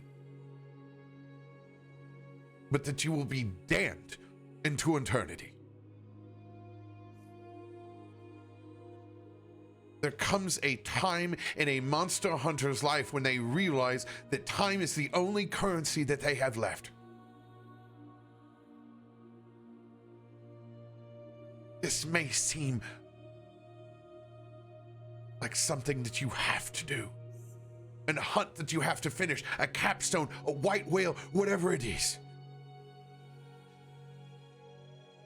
But there will come a time where you have hunted everything that you could hunt, and look back at the life that you have left, and maybe it isn't the one that you imagined it would or could be.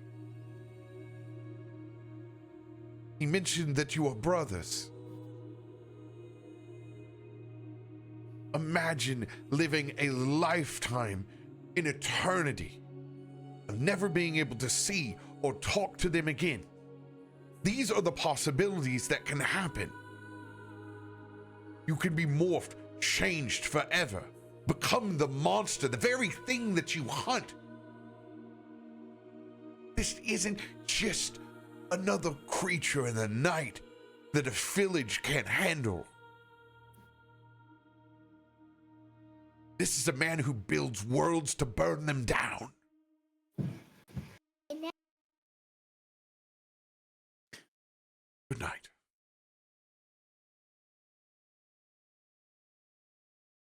Don't mind the small poltergeist that roams through these halls. She is adorable. Harmless. She probably opened the door for you earlier. This is weird. These small ghosts come from down the hall to say goodnight to us. That is charming. Charming little ghosts. Off-putting, but charming. They are the best of us. These are the kinds of things that you can lose.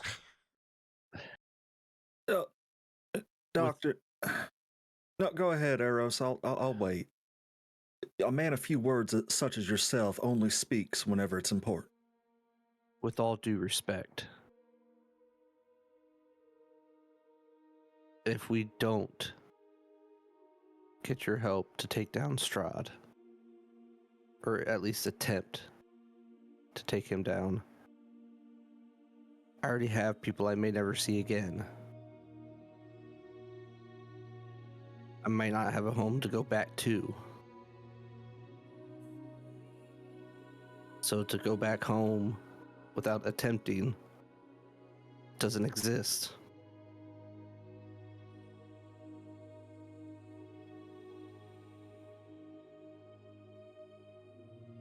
There's a difference between not having a home and being condemned to rove a land of the damned,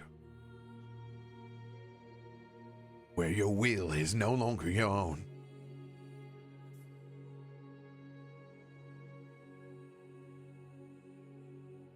But our will is our own right now, and we choose what we are willing to give or sacrifice.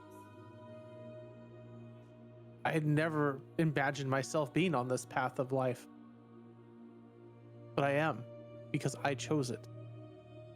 I choose where I go tomorrow and the day after.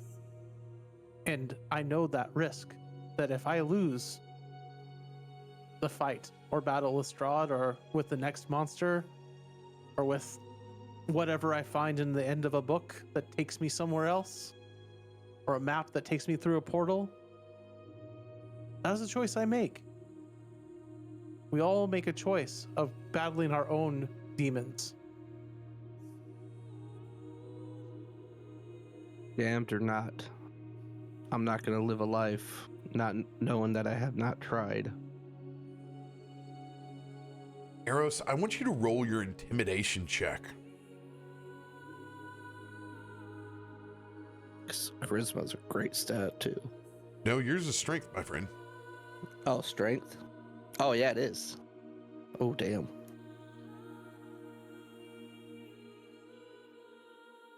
27.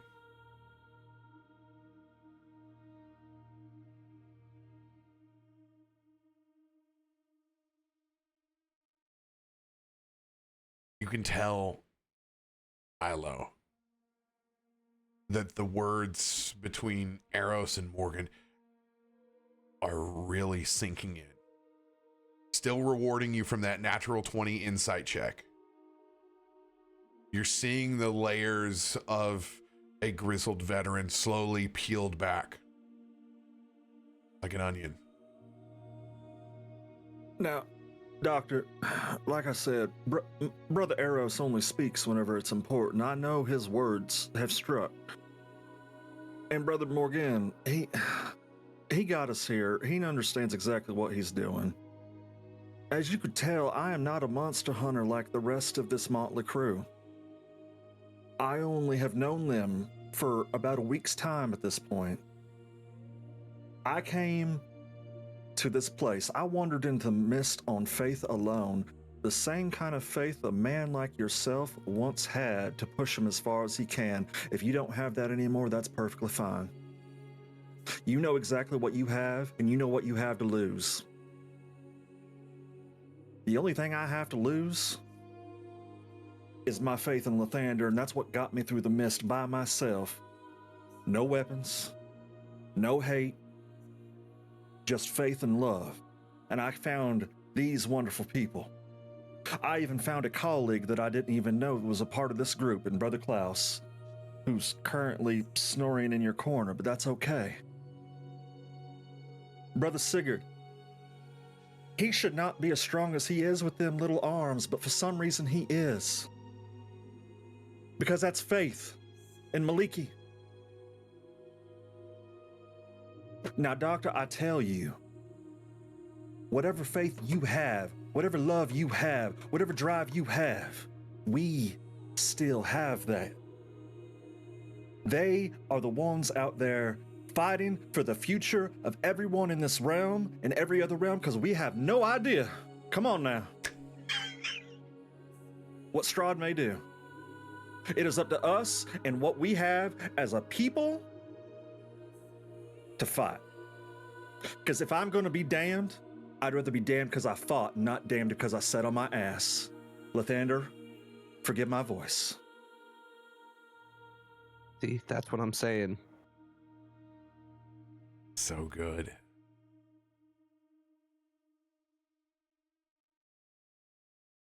You tell us to beware of what could happen. Because you have been there.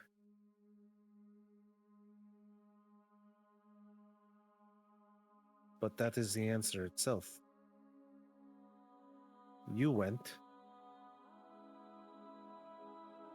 You tried. You know the reasons we are about to do what we are going to do. And if somebody told you when you started that it was a fool's quest, I am thinking that you probably would have looked right back at him and told him you were going anyway. So you know already the answer. You know what monster hunters do. All we ask is for a little faith in return, Doctor. With Ilo's conviction and all of the original words from Morgan, and now the additional from Sigurd,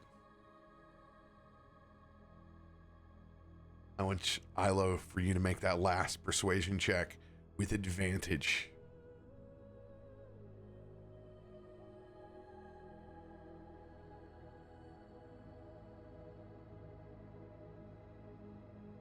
What?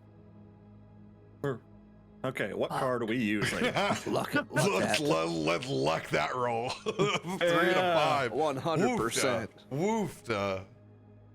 The dice said your guys' words sucked. 23. You get advantage on the luck. Yeah, click that advantage button. Yeah. Even Ooh, more. 26. You know what? Just to be safe, I'm gonna add a D6 on top of it. Heard? That's why the community gives them to you. Truth be told, Yeah. 31. we need your help. But whether or not we get it, we're still going to try. Our chances are better with your help, though.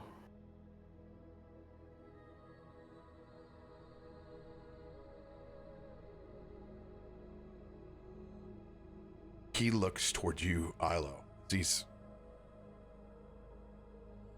seen you read him like a book since you've walked in.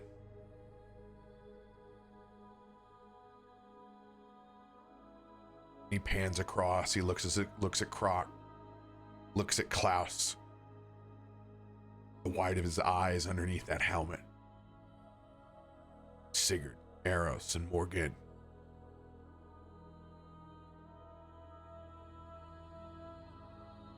And you can see his expression slowly fade from a group of hunters or even customers that he's done dealing with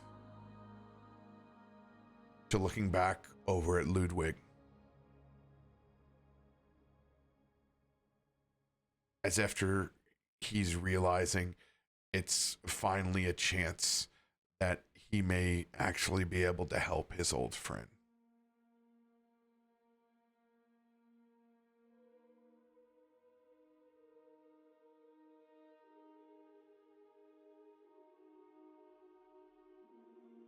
Before he begins,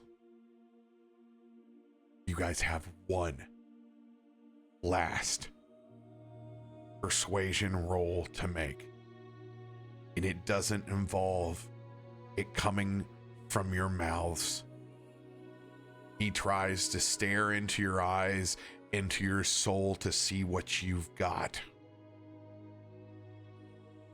This is a cumulative persuasion check.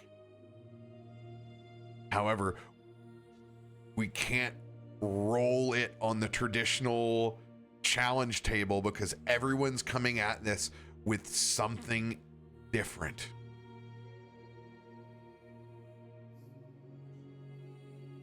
You need to tell me now, starting from left to right, how are you going to project your conviction?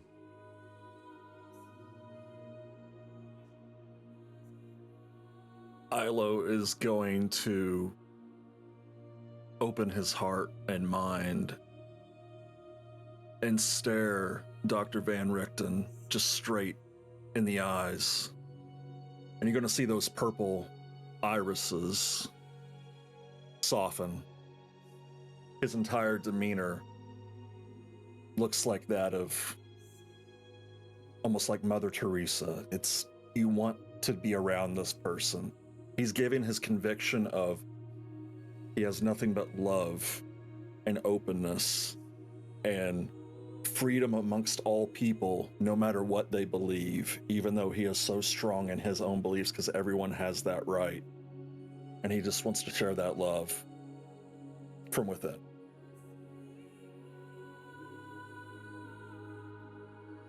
What skill are you rolling? It is going to be religion. Make a flat religion roll.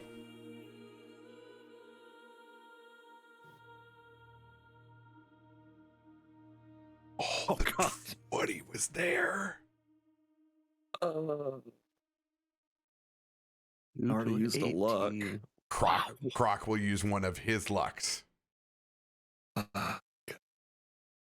This is it. Much gooder. Almost again. Right. Damn it. Yo. Dirty 30. You said cumulative? Yeah, so this is an average on this challenge, and you guys do not know the DC. So can we add inspos on it too? You cannot add inspiration dice to this. Okay. It has to come from your conviction. So you can luck it, you can advantage it. I'm good with 30.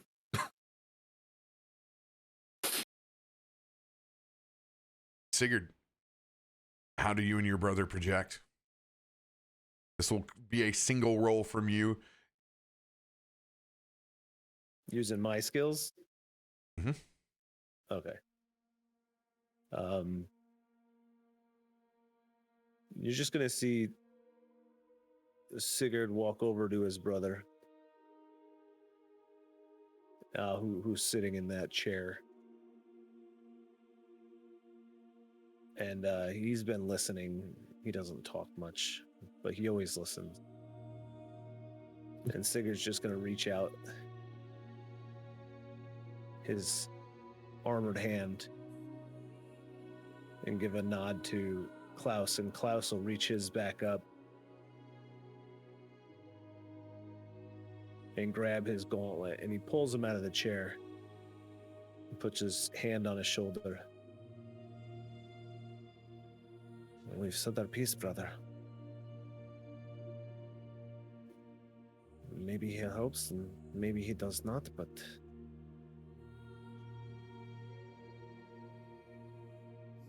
hopefully he understands that we are here just to bring a little hope to the darkness. And as he does that, he's gonna just hold out his hand, his other hand holding this flower he had picked from a field that's kind of wilted. And you're just going to see a little bit of his magic from his patron turn that flower back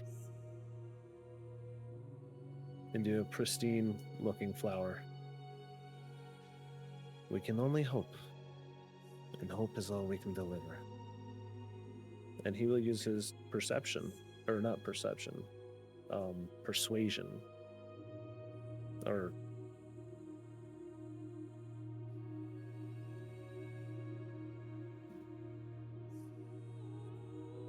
his religion with Maliki. You got it.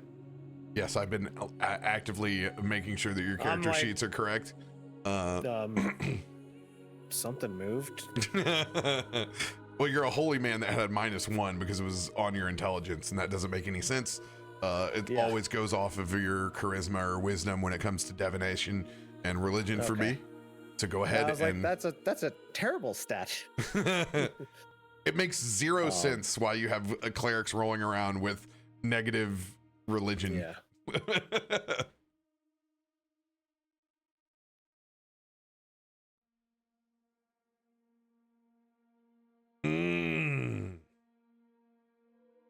Not as good as she once was. You gonna luck it? Or are you gonna... Yeah, I'll luck it. What was the roll? Yeah. So you just hit the advantage button then? Slightly more better. One better. Dirty 20.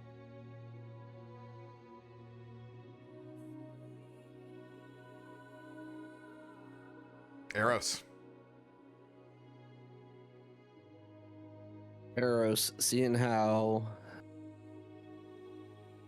his speech affected Rickton earlier, he's gonna feed more into that fear of it, of the failure.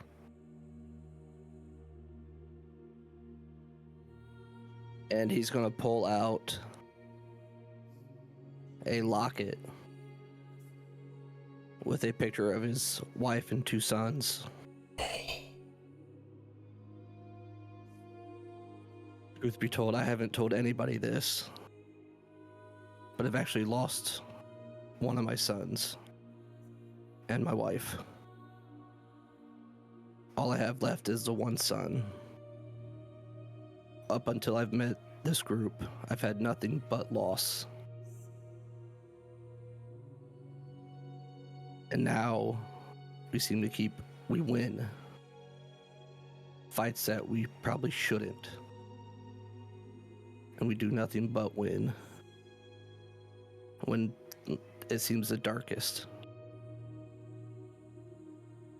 I was in the grasp of a vampire, and it all went dark for me.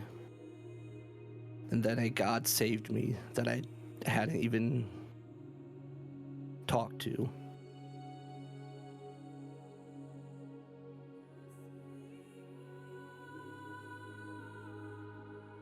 If I go without trying, then I'll have lost it all.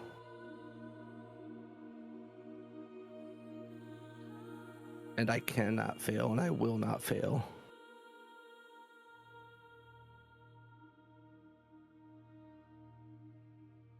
Eros, you feel a radiance that tingles even stronger than the warmth that was near that fire plant that was grafted between Neverwinter and the City of Brass.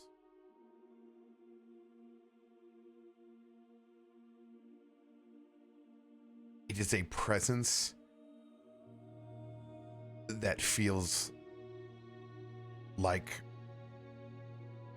love, unconditional.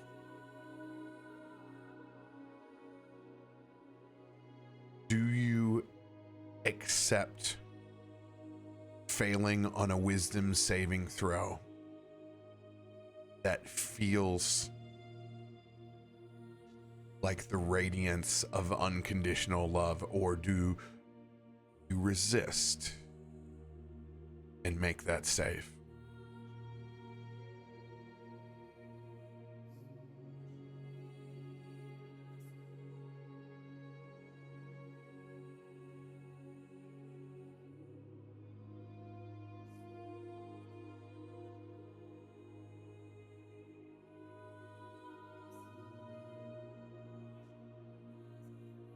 Who's to fail?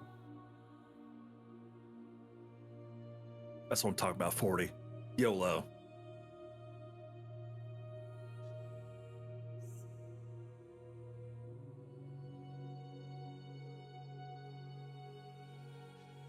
There is a spirit that is sitting next to you.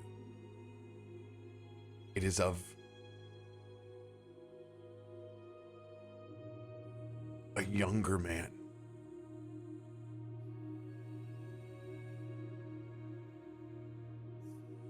You can see telltale features on this young man that are undeniable, familiar features of that of Van Richten. And this young man's hand, he places it over on top of yours.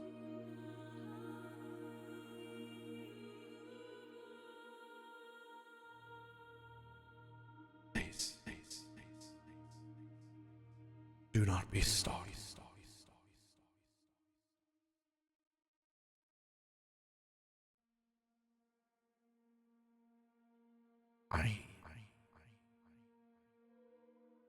His son.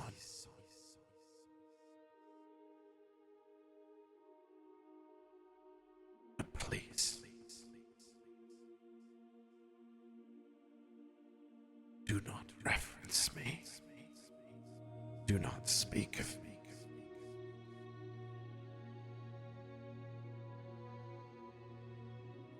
For my father is cursed.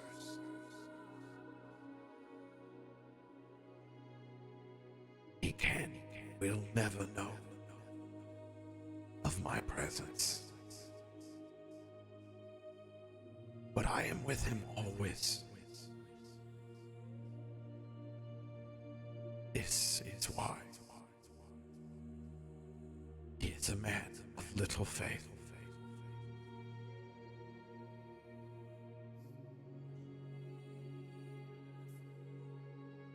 Keep pushing.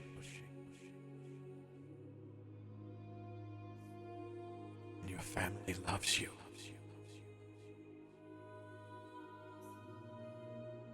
Eros, roll with advantage.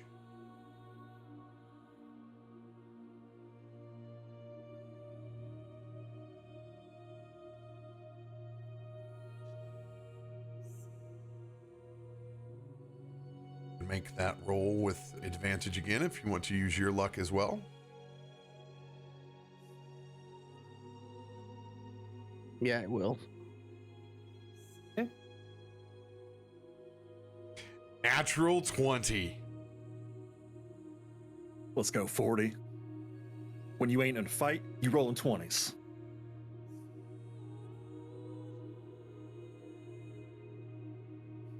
Morgan.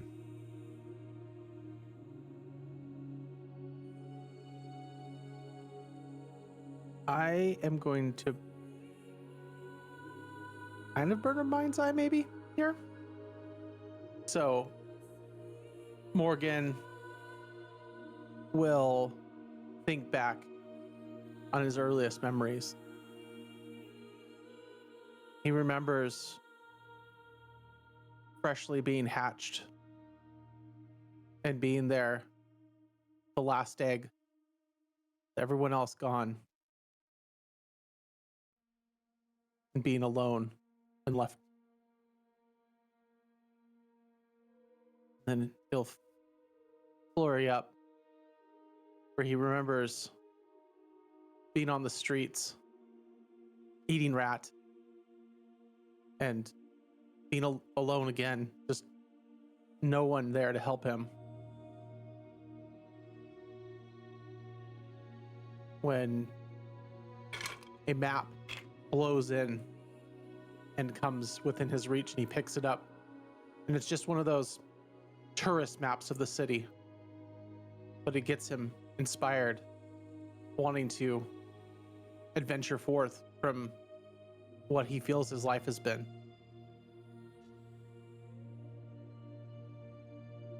You see Morgan slowly montage from sitting on the street to walking across town, looking at all the different destinations, to where he comes into contact with a person that takes his hand, and for the first time, an offering of a hand to him takes him into the tavern where he sits down and has a meal that isn't his just street found food.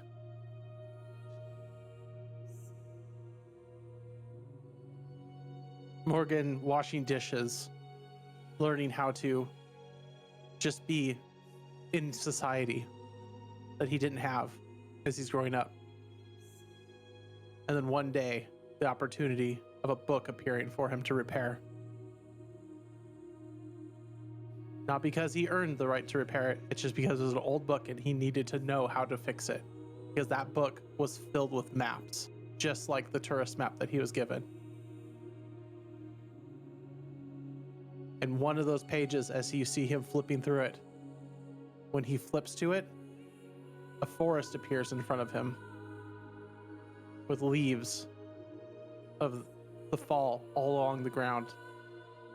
As he looks up from the book, he's no longer in the tavern, but he is in the forest.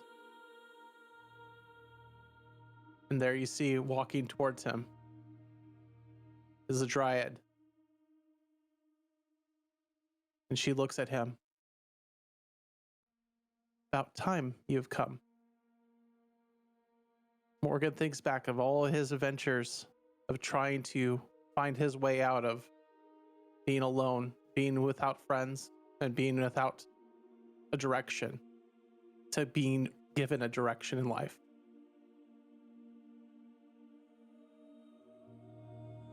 He reaches down into his bag and pulls out the map that has brought us here. He'll unroll it in front of Ronrichten. He'll take out the compass and set it on the map, and all the names and places will draw in for him.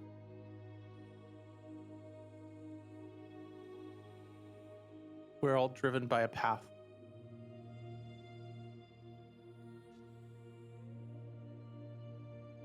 And I will attempt to use my cartography tools by showing him the path we took to get here.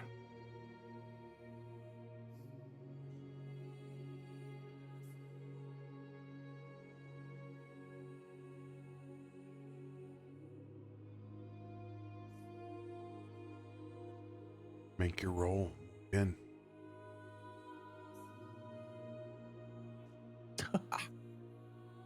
All right, well, we'll burn that luck.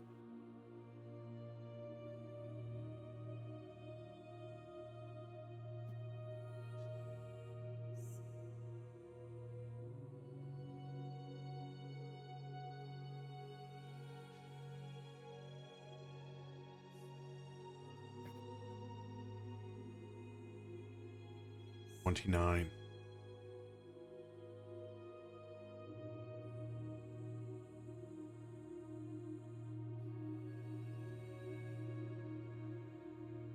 King Croc.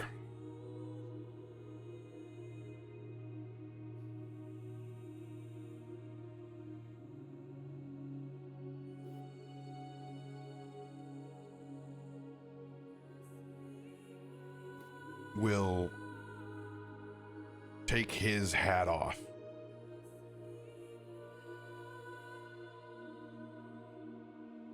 Set it on the table.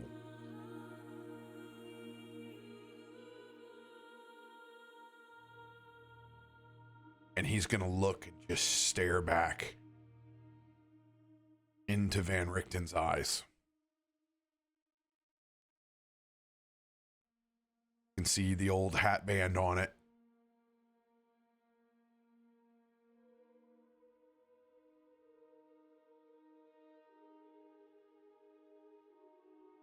Between two hunters. Just like a couple of cowboys. He bears his hat.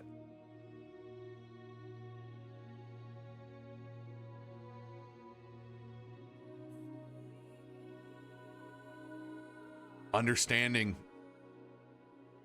this is what they do. He's long accepted the consequences. And they both know that if it weren't for the ones that do put on the hat, that monsters would rule this earth.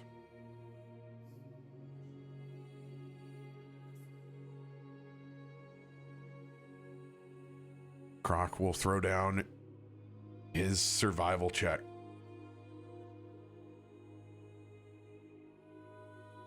I will burn preemptively one of my luckies. Just to go ahead and do this sucker advantage and get it done with. Come on, 20.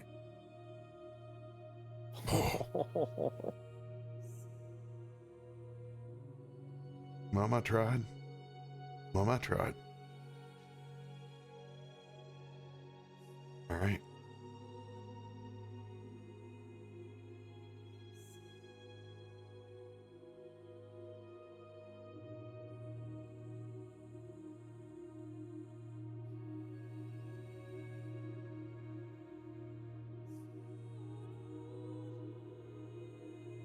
$30 from Milo, 20 from Sigurd, 32 from Eros, 29 from Morgan, 18 from Croc. 25. Oh.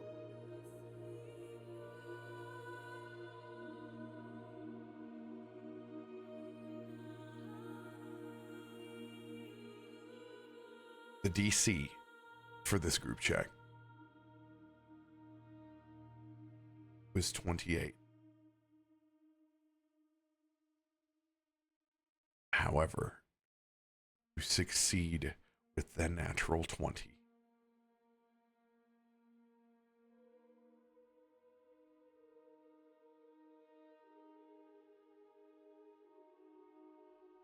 MVP 40. Go say everybody, you guys are amazing at RP. Van Richten slowly gets up.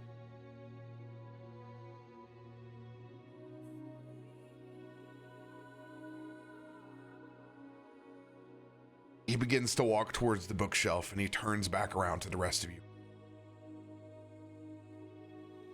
I've lost everything in my life because of vampires.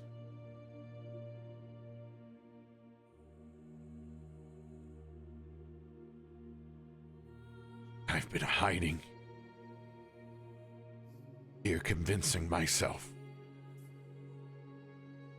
that I could still help from the sidelines. And while I think that I've made a difference. I understand it is only a drop of water in the ocean. An ocean of blood that they have carved in this world and the next.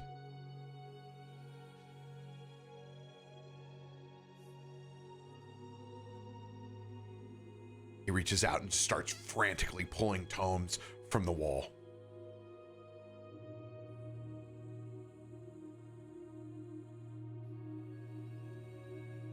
If we do this, we do this together.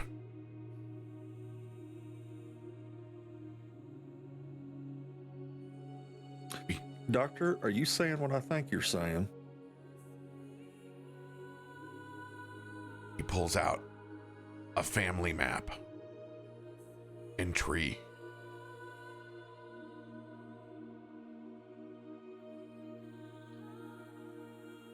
Not just Strahd. We kill them all.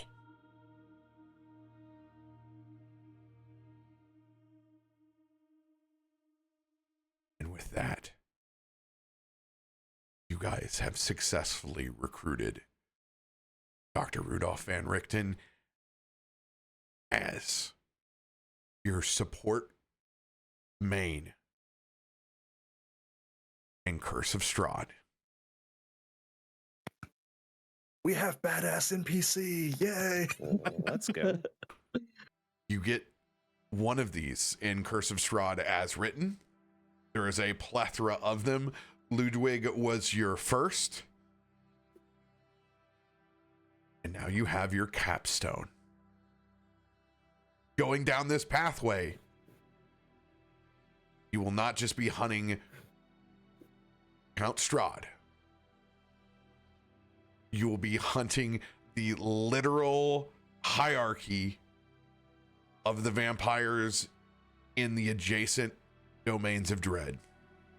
Oh yeah, we the Winchesters.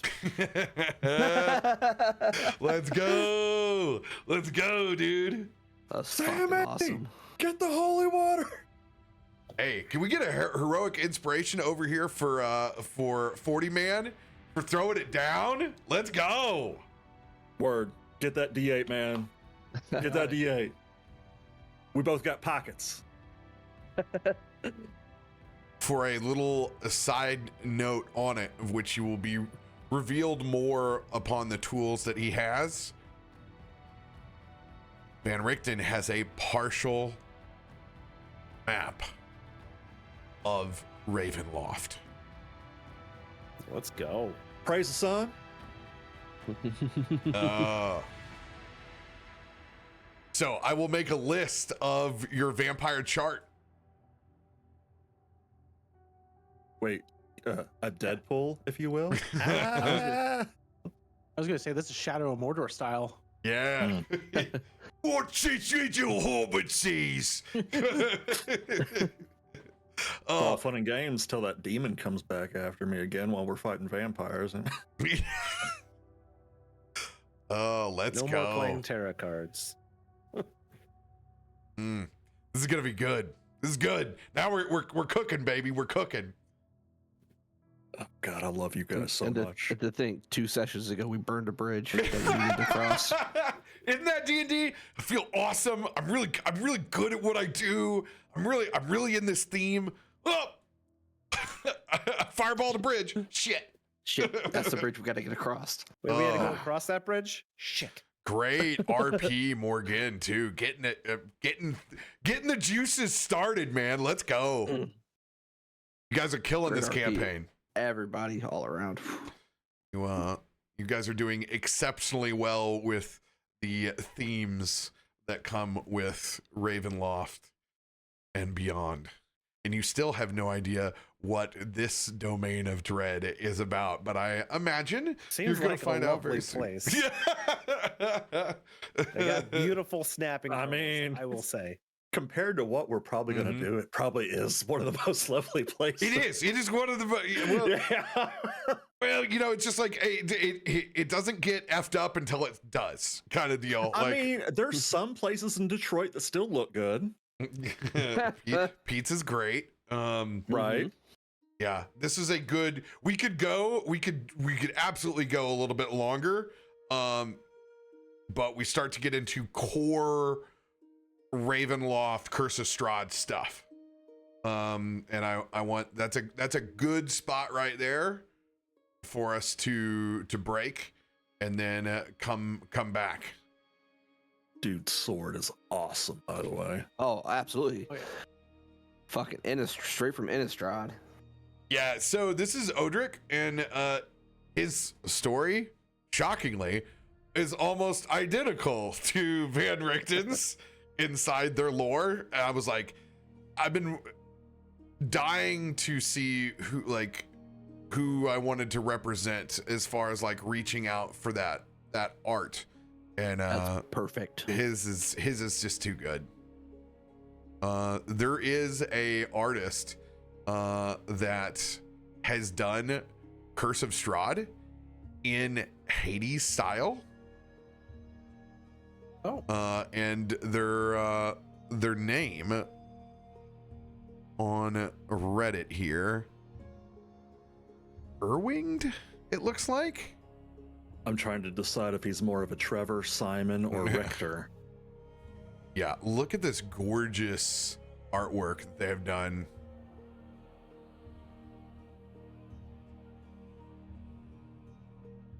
Yeah, they've done a ton of the NPCs here. I'm gonna have to hunt them down on Twitter to see if they have art prints of their stuff, because I would love to get their set. Wait till you see their Strahd. Oh, gorgeous stuff. If you guys want to look in the Curse of Strahd general chat in their Discord, Super Dave actually shared some venison backstrap. Oh, let's go. Hell yeah.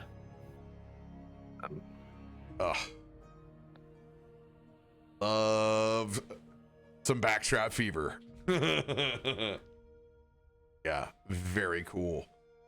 I love our D&D family. Oh, dude, you guys are fucking amazing. Well done. I'm excited for you guys to have a little bit of a structure and where you want to go, what you want to do. We obviously have some, we have a werewolf pack that we're gonna mess up, and we have a demon that is or devil that is hunting Ilo. Very much devil. But now we get to build out our hit list and how we go about it, and you're going to get more of Van Richten's story and how it's going to apply inside this campaign as well.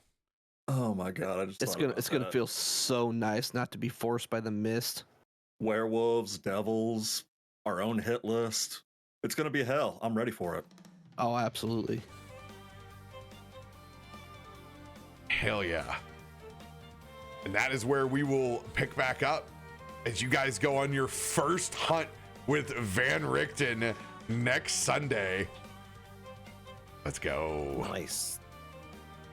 What's going to be funny is when he looks down the list and he's going to be like, you killed her already? Yeah, remember the vampire said they had me by the throat? Yeah. That was her. What? We're gonna hunt. First, we're gonna hunt one of Strahd's most trusted lieutenants. She is... Oh no, we already killed her, man. She dead. What? Don't worry, Maliki had us on that one, fam. Oh my god, fucked her up. And if you guys want, I am still, it's the end of Castleton is over on Winter Tales. So we'll go into a rerun here, but I will be over in their chat because I am still fighting. So come and enjoy that. Let's see here. Let's see here. Mods, can you do a shout out? Actually, Absolutely. no, I got it. I was like, we're all here. We're all here. Winter's Tales. Do I got it right? Did I do it? Did I do the thing? There we go. There's a shout out. All right. Nice. that's where I'll be. You guys enjoy yourselves. Have a great rest of your evening. Get some rest for Spring Forward. We'll see you Monday for Tyranny of Dragons. Much love, everybody.